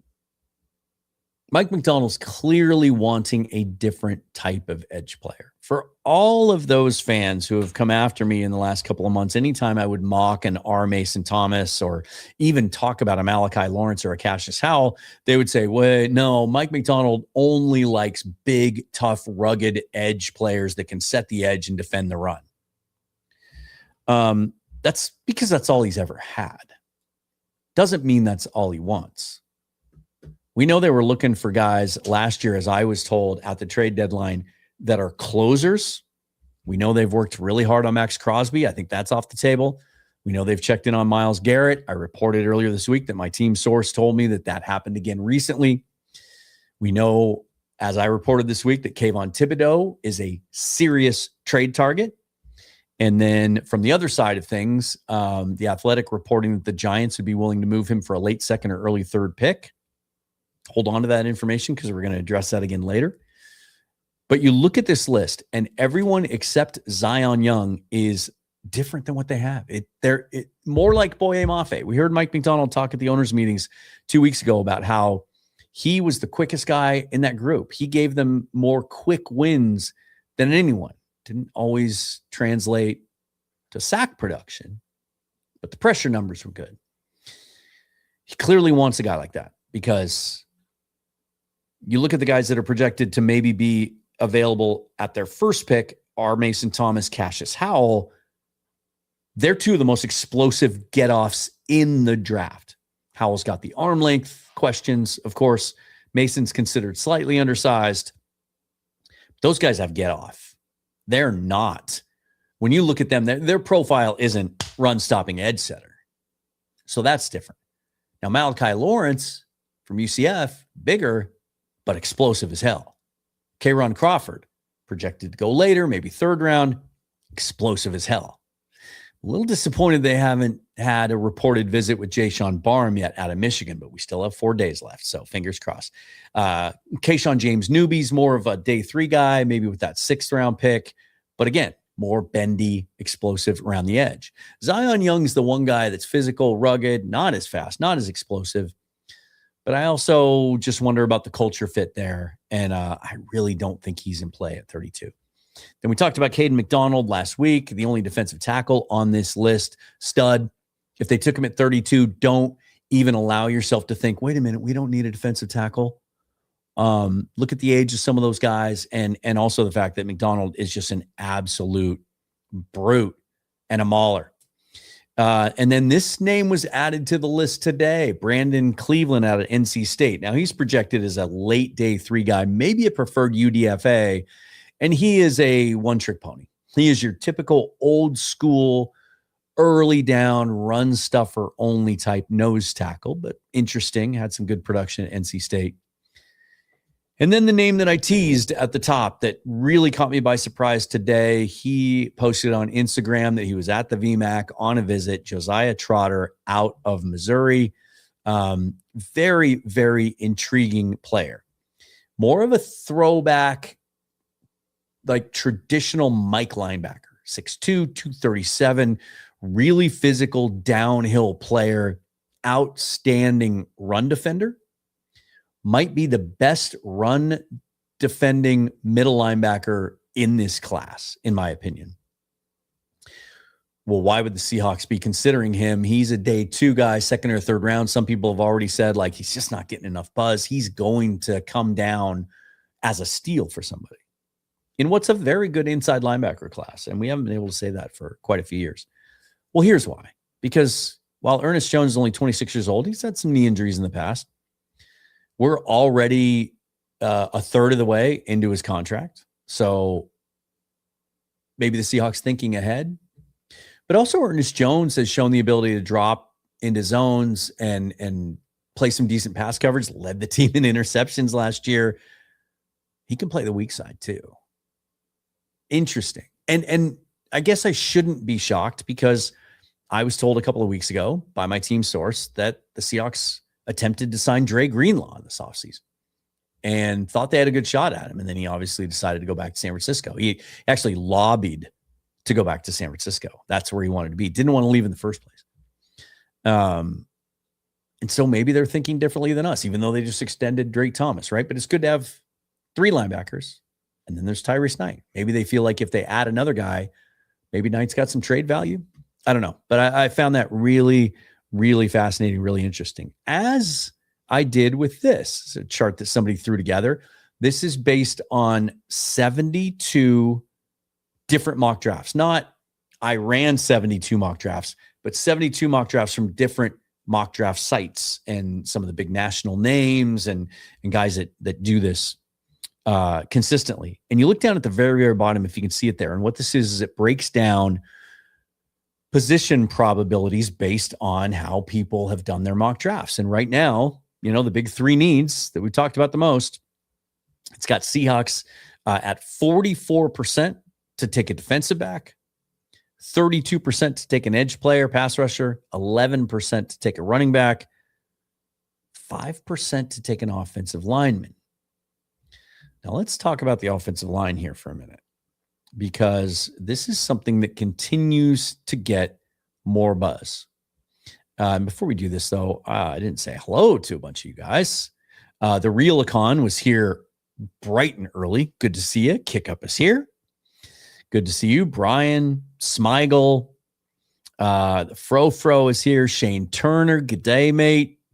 Hoop Craze is here. I haven't seen you in a while. Good to see you, man.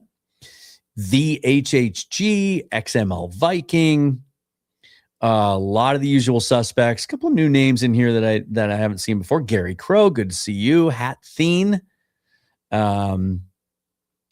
Anyone else that I missed? We'll get to you when I can, and we'll do a bunch of questions and answers at the end as well. So if you have a really, really good question, maybe sit on it until we come back to this at the end. Also want to shout out a good loyal viewer. His name's Daniel Weinholz.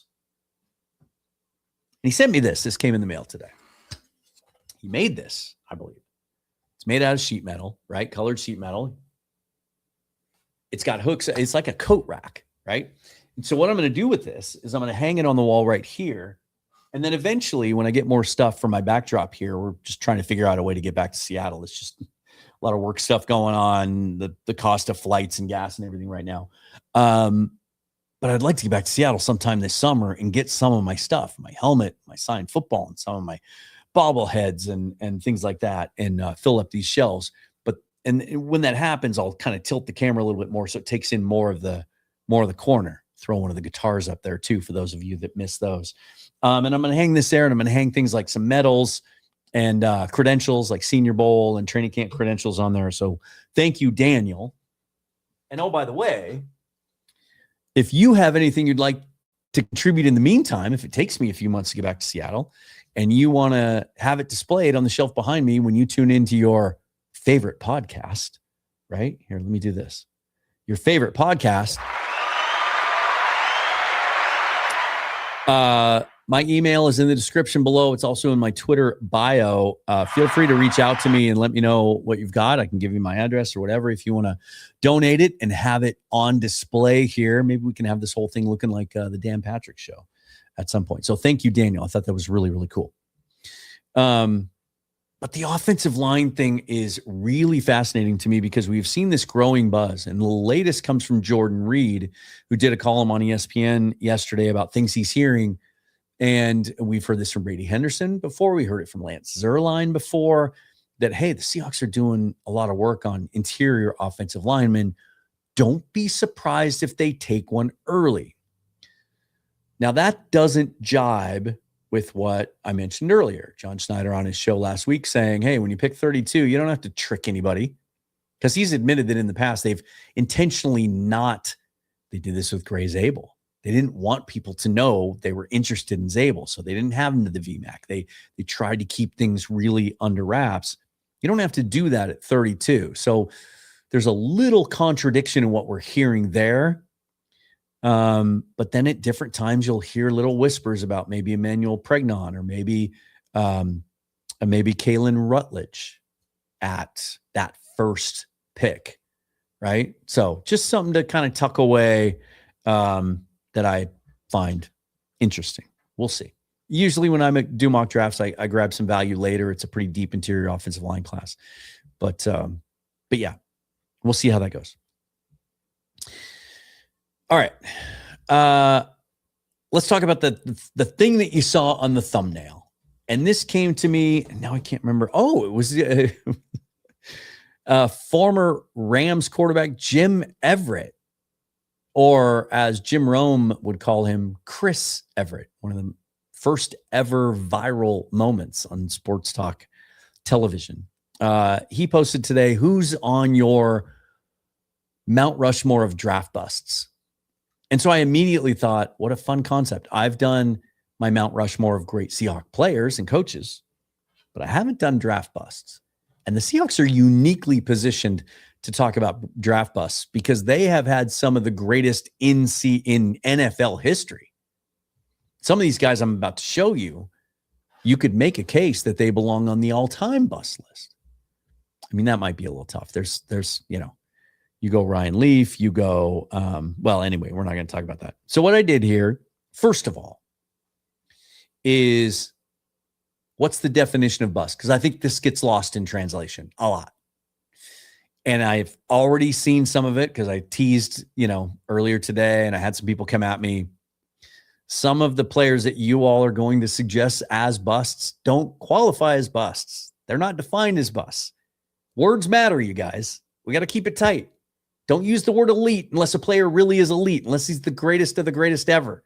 Okay, just one example. Don't use the word seed or dart when a quarterback throws a very casual, average-looking pass. All right, a couple of pet peeves I got to get off my chest there. So here is the definition, in my opinion, of a draft bust. A player drafted with high expectations and high investment who gives the team far too little return relative to where he was picked. Okay? A major draft bust isn't just a player who disappointed you. It's a premium pick who delivered nowhere near premium value. With that being said, here is my Mount Rushmore. First on the list, Dan McGuire, quarterback, 16th overall pick in 1991. The story is famous. I cannot now remember the player that the Seahawks brain trust wanted to draft.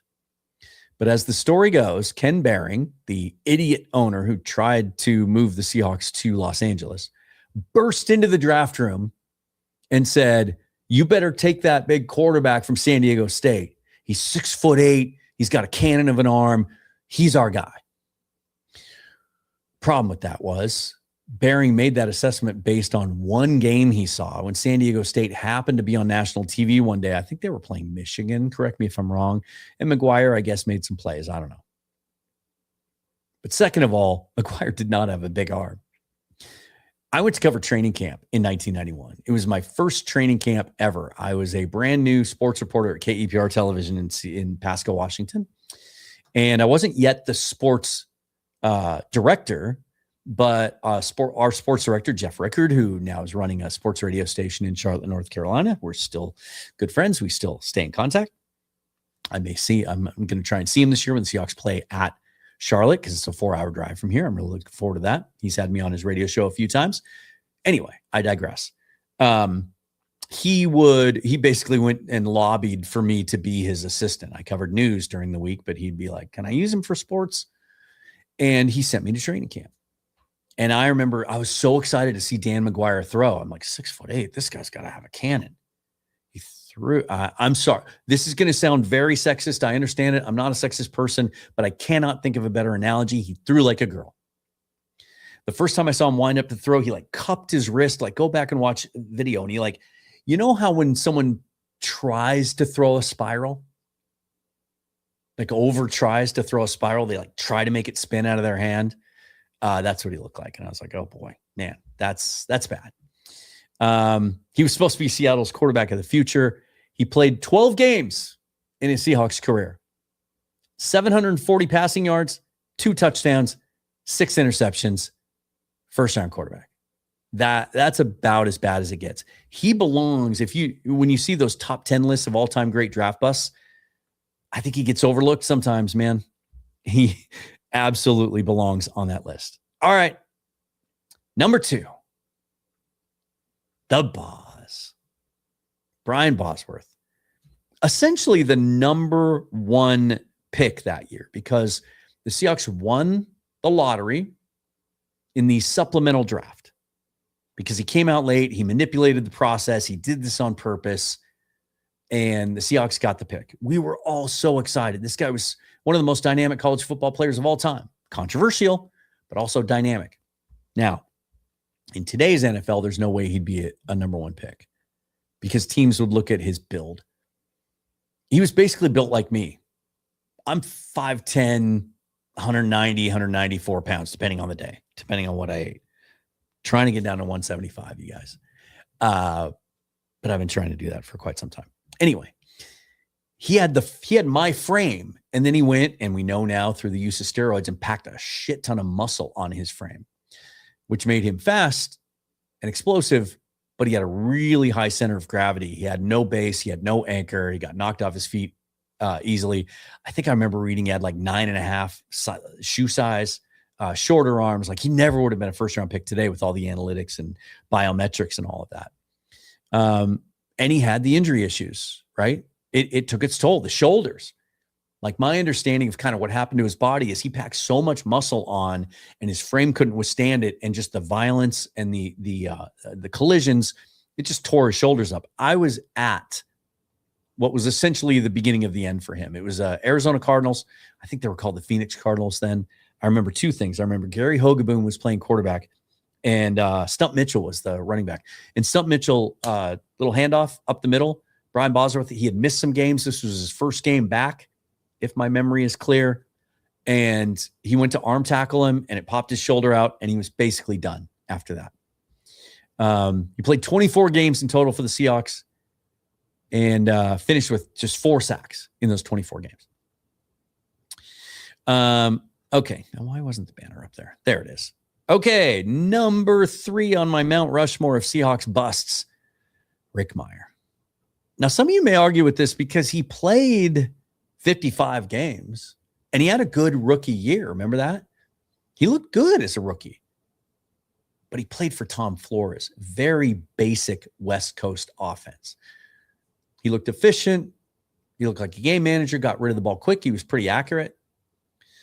Little side note to this. You remember that year he was picked second.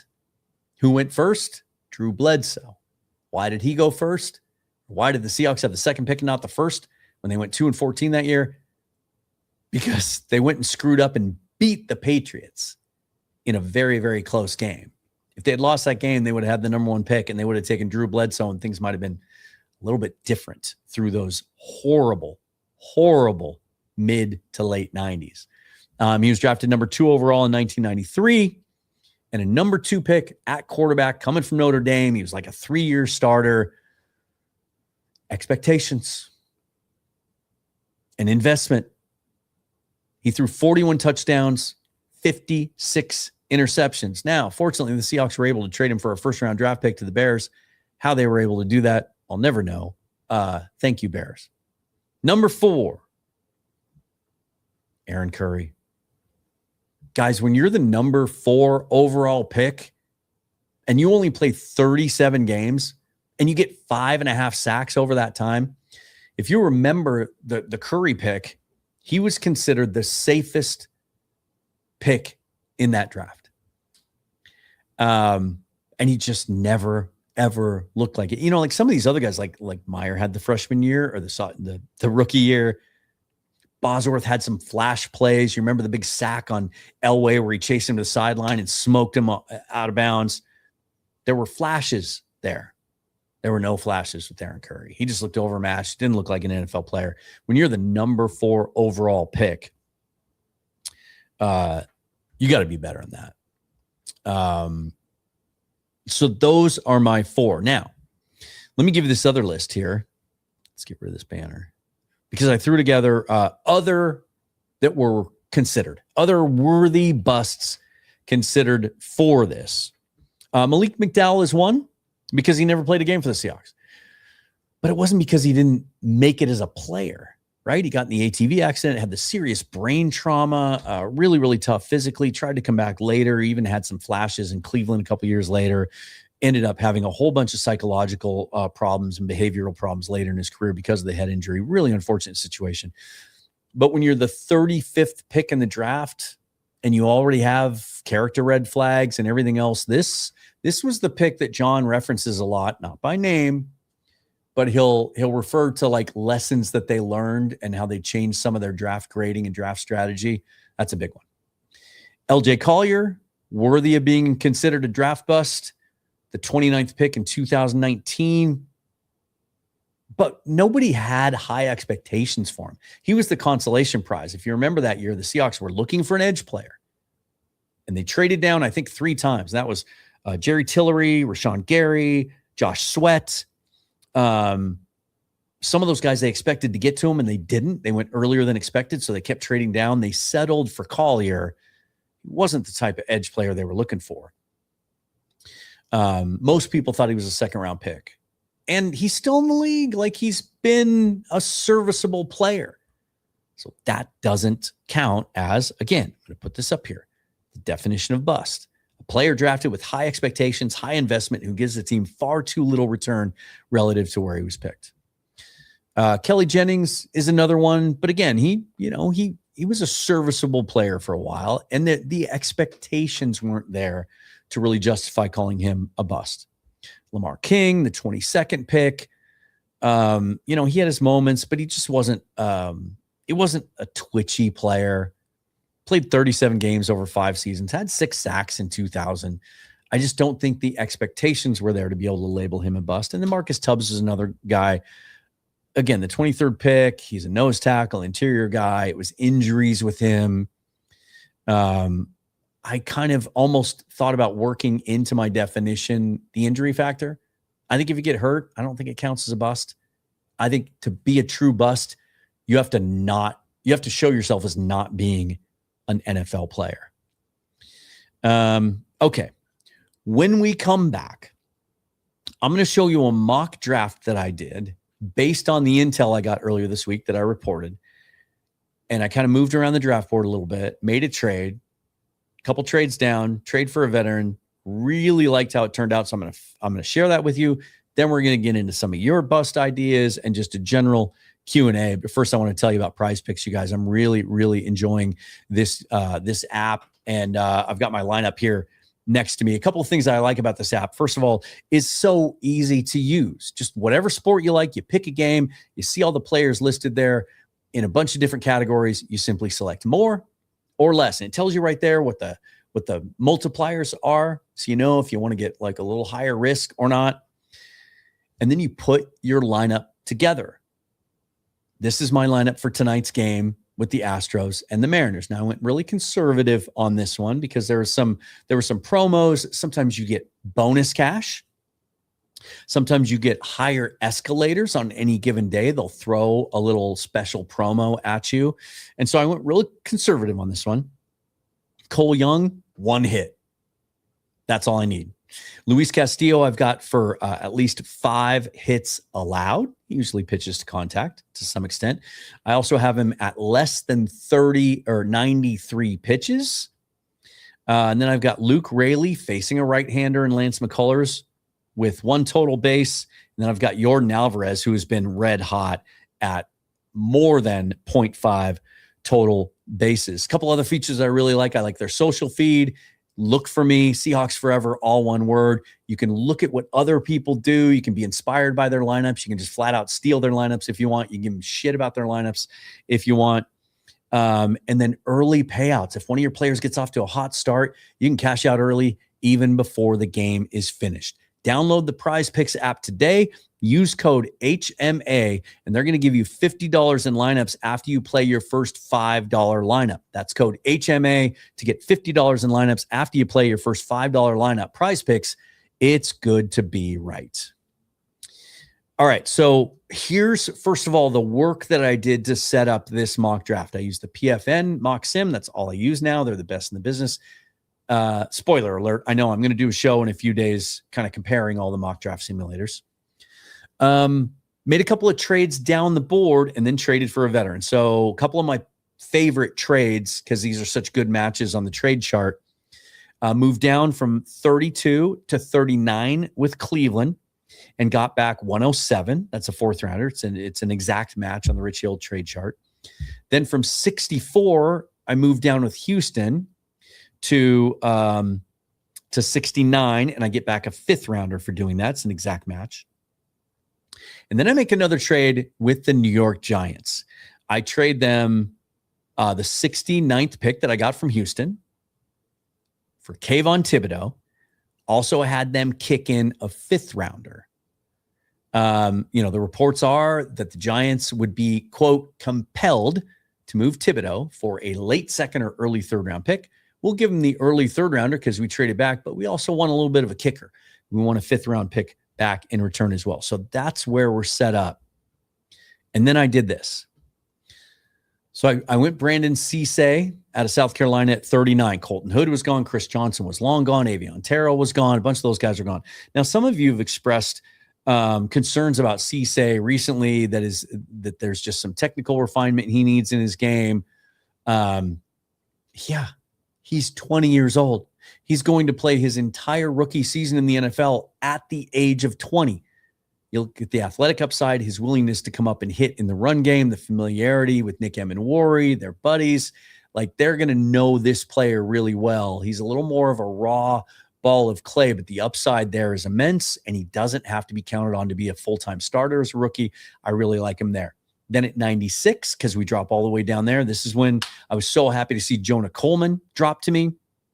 If you're concerned about the lack of burst, go back and watch the 2024 tape when he was healthy. He wasn't wearing a knee brace. He wasn't banged up. The burst is there. He's an ideal outside zone fit. He's physical, and he is the best third down back, not named Jeremiah Love, in this draft. Not just catching the football, but also pass protection. We know how important that is to Mike McDonald and John Schneider. And then I really like doing this. At 107, I take Jayshawn Barham out of Michigan. So you look at this edge class. DeMarcus Lawrence going to turn 34 next year, and we don't know if he's going to come back in 2027. He is going to be back in 2026. I was told that by a team source. Mike McDonald confirmed it at the owners' meetings. Uchenna Nwosu turning 30 last year of his deal. Derek Hall last year of his rookie deal might cost $20 million a year to retain him after this season. So let's add Kayvon Thibodeau, see if we can extend him beyond this year if it works out. But also add a guy in Barham who is hair on fire, all motor, physical, violent, has only played edge for 1 year. He's an off-ball linebacker, and so the ceiling is immense with him. Let's mix him into that mix too, and then you've got Jared Ivey and Connor O'Toole. Now you're starting to put together a group where you don't necessarily have to look forward to 2027 having to rebuild the entire edge group. Then at 145, Rayshawn Benny out of Michigan, a defensive tackle I really like. He's kind of jack of all trades, like solid run defender, has some pass rush juice, can take some of the nose tackle responsibilities off of Byron Murphy's plate, even though he's not like a true full-time nose tackle, but he can do nose tackle things. Good character. There's familiarity with the program there. Really like him. Then Jaden Kennedy at 167, the cornerback / safety out of Oregon. I think he had the best passer rating against in the entire NCAA last year. Really, really good. I could see him as a center fielder, free safety type, can really push Ty Okada for some minutes there. Really like that player. And then my new favorite interior offensive lineman that I've fallen in love with the last couple of weeks, and that's Febechi Wiwu. That's how it's pronounced. Wiwu. He is sturdy. He has a strong anchor. He's thick. He's built. And then you see him, like if you see him get off the bus, you're like, I don't know if he's a wide zone fit. Oh, yeah. Then you see him 20 yards downfield, burying guys into the turf. He's physical. He's violent. I really, really like him as a day 3 pick. So that's what I was able to do. And that's one of the things the PFN mock draft simulator will let you do is trade for players. Not every player from every roster is available, but yeah, you can see what I did. So be curious to think or to see what you guys think of that. All right, let's go back through your comments on the screen and see where we're at, guys. How we doing? Let's do this. Boom. All right. Don't have any starred comments or super chats, so we'll just go to the most recent and kind of work our way back. All right. Misfit chiming in on the Mount Rushmore. We've had 5 good quarterbacks all time: Zorn, Craig, Russ, Gino, and Sam. And what's interesting about that, and this has changed obviously in the last couple of years with Gino being a 2nd-round pick and Sam being a high 1st-rounder, top 5 pick. Russ was a 3rd-rounder. The Seahawks, up until they drafted Russell Wilson, had one of the most fascinating quarterback histories in the entire league because they had the busts. They had Meyer, McGuire. Ooh, also one name I almost put on the worthy of consideration, but technically wasn't our draft pick. We traded for him because he held out. Was Kelly Stauffer, another top 10 quarterback who never did a thing. It was terrible. I mean, you can make a case that the Seahawks have 4 of the worst busts of all time in NFL history, and McGuire, Meyer, Stauffer, and Curry, and Bosworth. Okay, there's 5. Whew, boy. But up until that point, they had 2 long-term, very good quarterbacks in Zorn and Craig. And they were both undrafted guys. Zorn came from college, doesn't even play football anymore, and Craig came from college that doesn't even exist anymore. It was a fascinating, very interesting history. Hey, Misfit with a little Coug throwback, the 92 Apple Cup. I have a little story about that. So I graduated in 91, and then I got a job at KEPR in the Tri-Cities. It's about a 3-hour drive, I think, from Pullman. And that first year, I was just I was a general assignment reporter, but I did some sports stuff for Jeff as well. And they gave me like very liberal use of the company car. And I might have taken advantage of it a few times, and this might have been one of those examples. But I was still dating a girl who was at Pullman. She had 1 year left. And so I had tickets to the game, and I took off driving. I was going to go to this game. And I get to about Othello, and it's raining so hard. Like the kind of rain where you have to turn your wipers on that like extra boost level where you're worried about leaving it on there too long, so you think it might burn the motors out. And I still couldn't see very well. And I was like, you know what? Screw it. Some friends of mine are having a watch party. Turned around, went back. I walk into their apartment by the time I get back, just as kickoff's happening, and it's pouring snow in Pullman. So glad I didn't end up going for that reason, just safety reasons. But then it ends up being one of the most epic games ever, and was really, really pissed that I wasn't there. Also, broke up with that girl shortly thereafter and never saw her again. Let's see. William Tarosky really likes the mock draft. Appreciate that. Misfit doesn't like Cisse. I know he's got his detractors, but again, super young. You guys take that into consideration. There's a lot of like one of the more polarizing prospects in the top 20 is Keldrick Falk out of Auburn, and people are like, "Oh, he's not a complete player. He's not fully refined as a pass rusher. He's fucking 20." It's these players aren't physically fully developed till they're 25 or 26. NFL players themselves will tell you that. Like, you have to take that into consideration. If Brandon Cisse was one of these guys coming out after COVID, there's a few of them in this draft. I think about like Bud Clark, the safety from TCU, where he played 6 years at TCU. He had like 60 starts, and he's got some huge holes in his game. Yeah. I'm going to hold that against him. That's probably who he is as a player. You have to look at the projection on a guy like Cisse, 20 years old. Same with Trotter, by the way. Did I mention that? Trotter's going to be 20 years old his entire rookie season. That might be another consideration why they're thinking about taking him. Like, hey, you just redshirt him, stash him, and maybe maybe he can be a guy when Ernest Jones is done at some point. All right. Yeah. Let's see. Yeah, next quarterback drafted after Dan McGuire was Favre, I do believe. It was a second rounder, but you might be right. I should have gone back and looked at that. Yeah.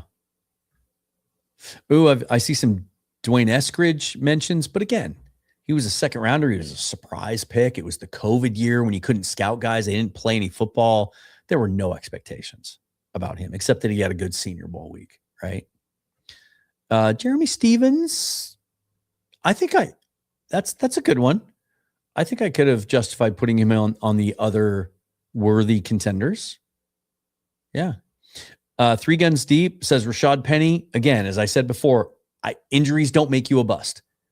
The injuries he had, he was the most durable player in college football.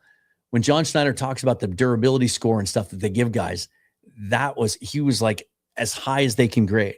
Never had any injury issues. And he wasn't built like a guy that you expected to be fragile. And he wasn't fragile. This wasn't CJ Procise. These weren't hamstring pulls and quad pulls and Achilles strains. These were not compound, but like multiple like gruesome leg fracture, brutal ACL plus other stuff. You can't blame a guy for that. It's a violent, nasty sport.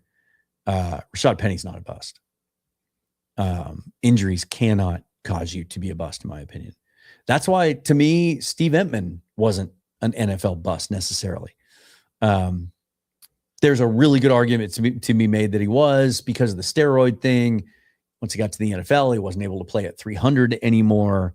But then he came back and moved to defensive end for a couple of years and ended up kind of sticking around for a while. So injuries to me kind of take away the argument that a guy can be.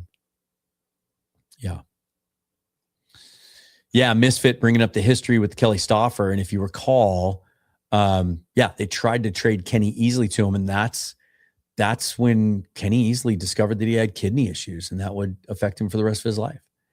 And I'm sure it contributed to his early death. And so they had to throw a first rounder in there, I think is how that worked.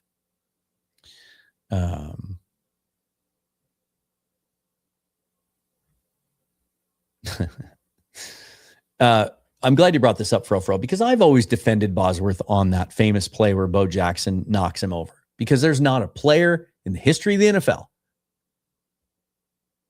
that would have won that battle with the angle that Bosworth had on Jackson. Jackson was that dude. There's nobody that would have taken Jackson down, prevented him from scoring on that play.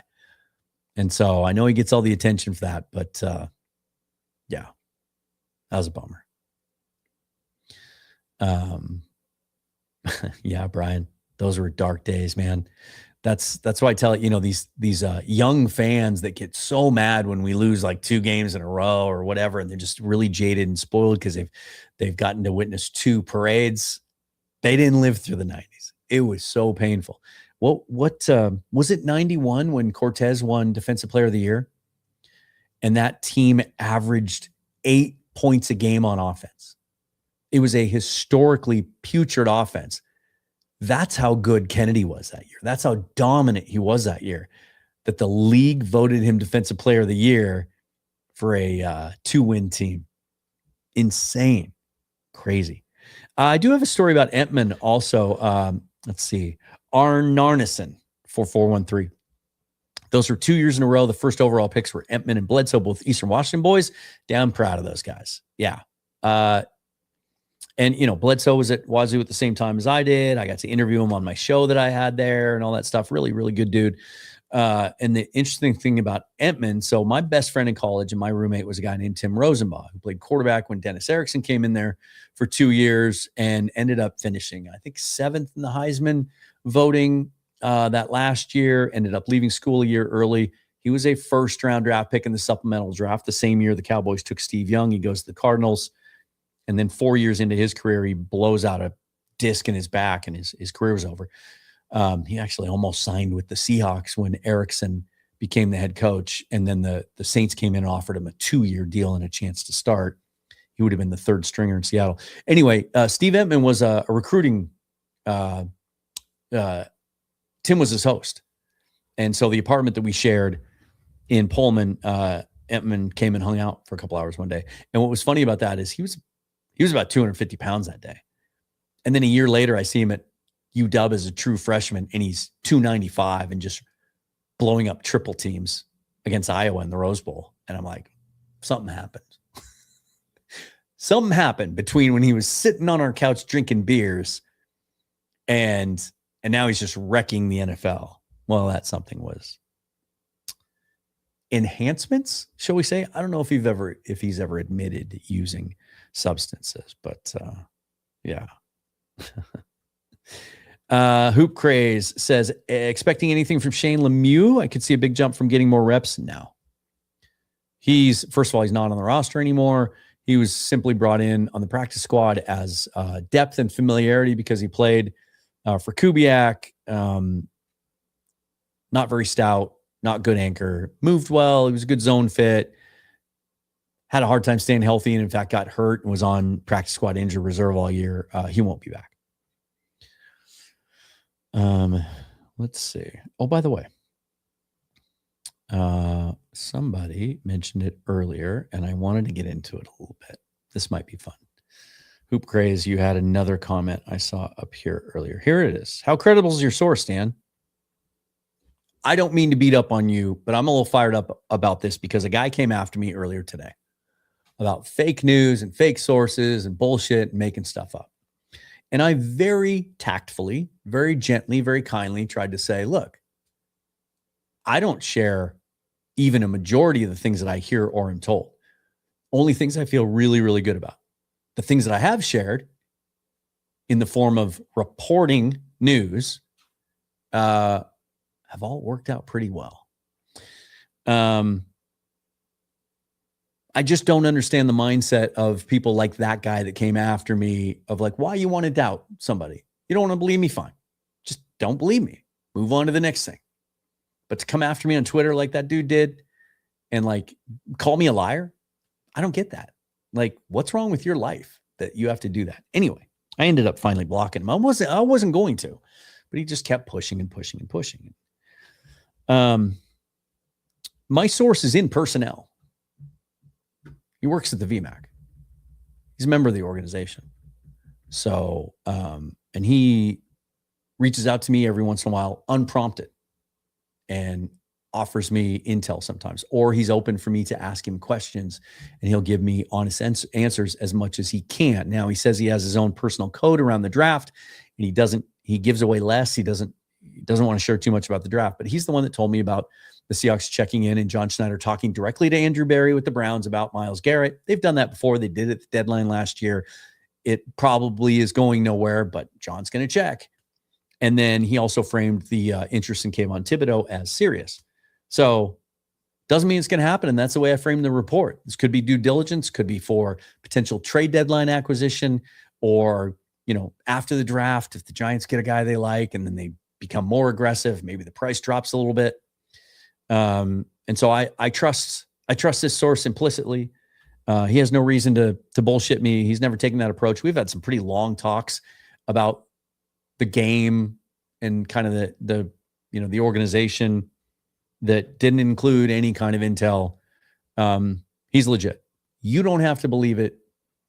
And again, this is not directed at you. I'm still thinking of the other guy, but I don't care if you believe it or not. I'm not employed as a journalist. I'm just going to share things that I think are worth sharing, that I think are legitimate. Man, when I was working at El Gaucho and we were doing all that work with the Seahawks, I would hear shit on a weekly basis that I could not share because it would be a violation of trust with my profession. So, yeah. Hoop Craze. He's the one that told me that, well, here, I'll do you a favor.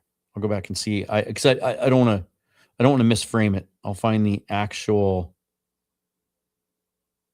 Uh-oh. Hold on. Okay. Good to know. I just got something new. Well, I don't want to find it word for word, actually, but he told me that they actually thought they had a chance to sign Dre Greenlaw. I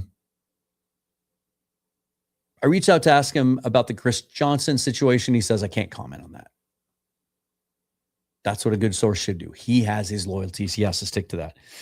He also told me something really, really interesting just now that I can't share with you because he asked me not to. So if you don't think it's a legit source, you think it's someone pulling my leg, that's not what they would do. They would blow some smoke up my butt. They would give me shit, whatever. So, William asked, do I like Chris Johnson? I think Chris Johnson is the most, I think he's one of the cleanest prospects in the draft. I agree with those assessments. And I think he's one of the clearest Seahawk prospects in the draft. He meets all the criteria. He's all about ball, works hard, fully committed, good character, takes care of stuff off the field, loyal, turned down a lot of money to stay at San Diego State for his entire career. Great zone player.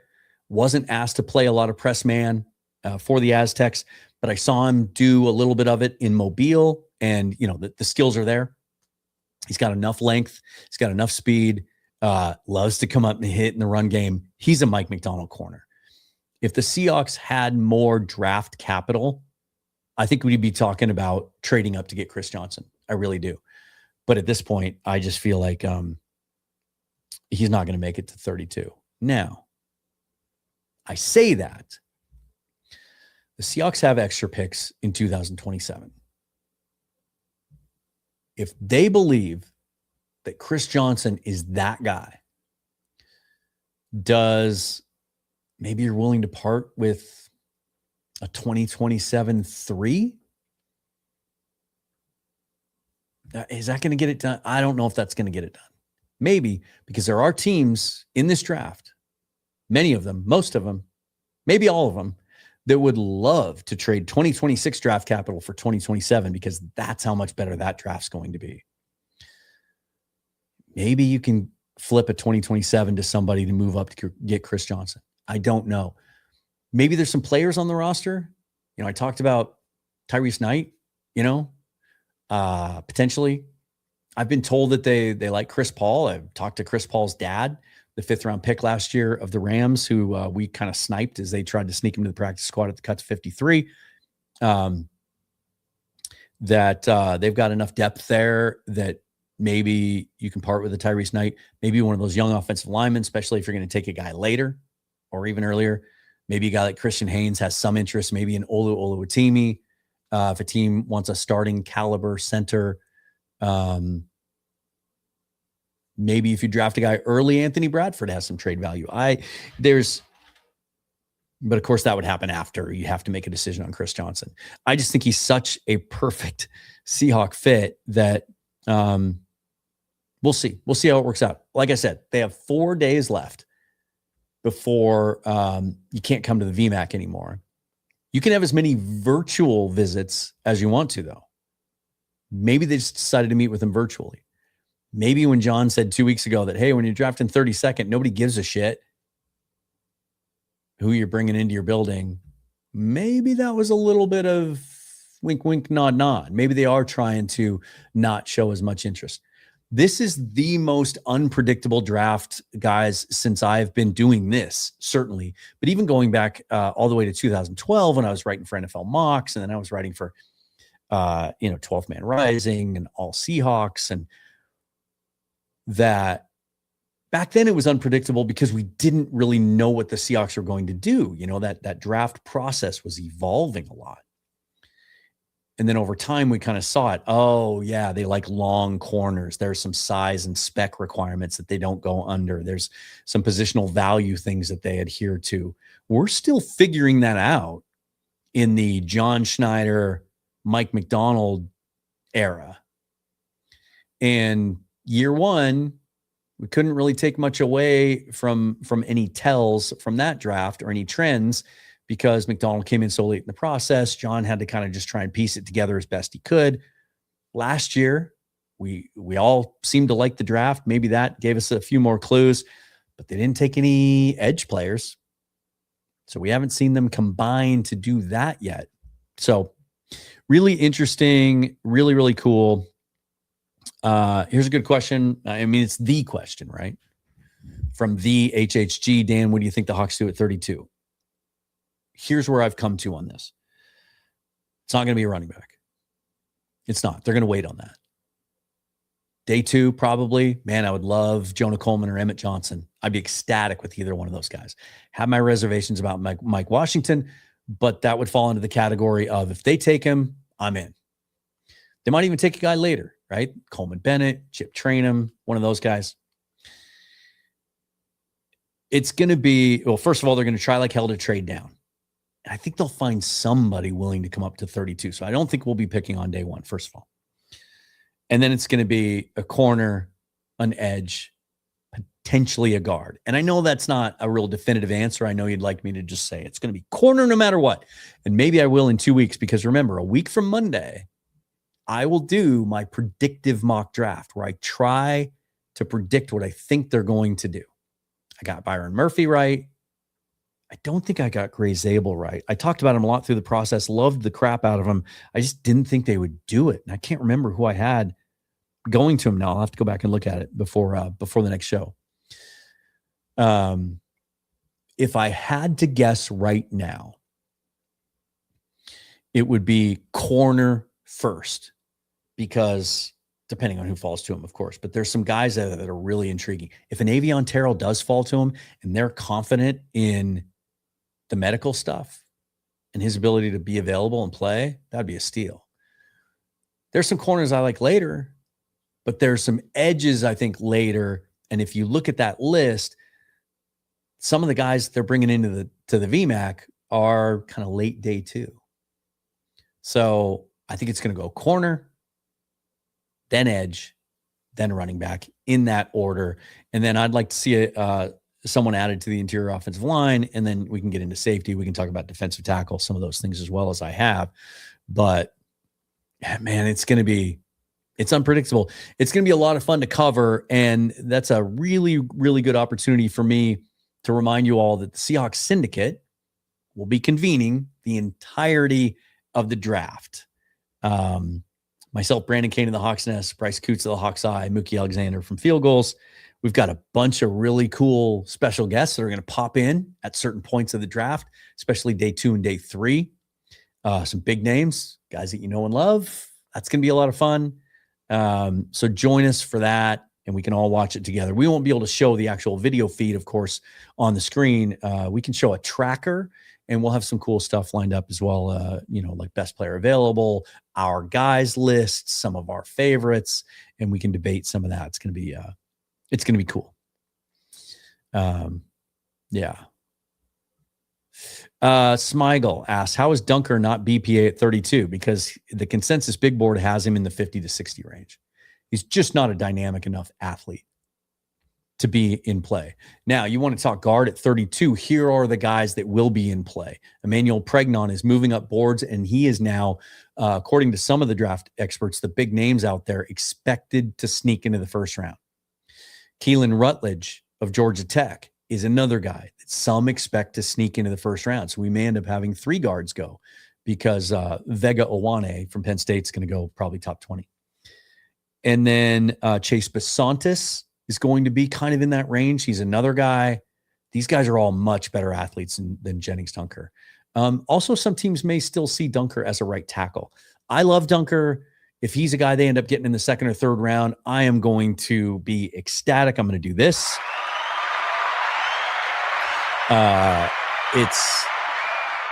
Would absolutely love it. I've called him this year's Gray Zabel. I think there's a lot of similarity in kind of their play style, even some of their kind of personality. I'd love any of those guys I just mentioned, but there's some guys that I like later on too in the draft. So, all right, guys, that was a lot to cover, and that was a lot of fun. I really, really enjoyed that.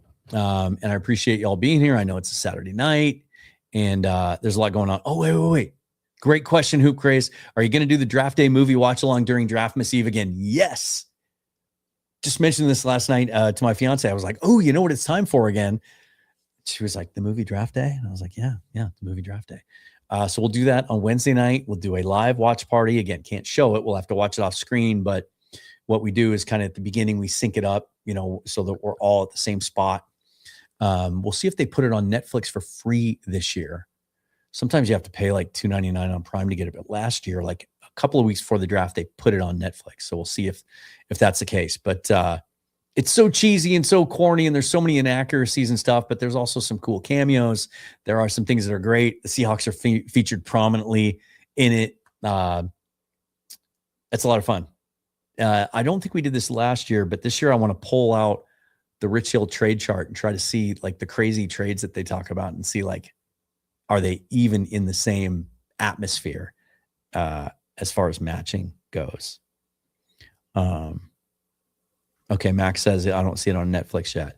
I'll do some research, kind of find where it is, and we'll figure it out together. But that'll be a lot of fun. All right, you guys, thanks. Big reminder, as always, if you could subscribe to the channel, that would be fantastic. It's the best way to support me. It really, really is, and it doesn't cost you anything other than a let me get this out of here. Hold on. A mouse click. All the other ways you can help support me are listed and linked down below in the description. Don't know if I'm going to do a show tomorrow. I think I'm going to focus on the Mariners tomorrow and get caught up on some other stuff. And then I'll be back Monday. It's Mock Draft Monday. We'll do some stuff then.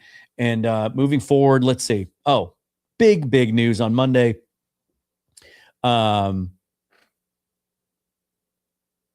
Yeah, I'm just looking at my calendar. Sorry, I forgot all about this. Emery Hunt from CBS Sports, their great draft analyst who does as much work as he's the hardest working man in the business. He goes to more all-star games, more small campuses.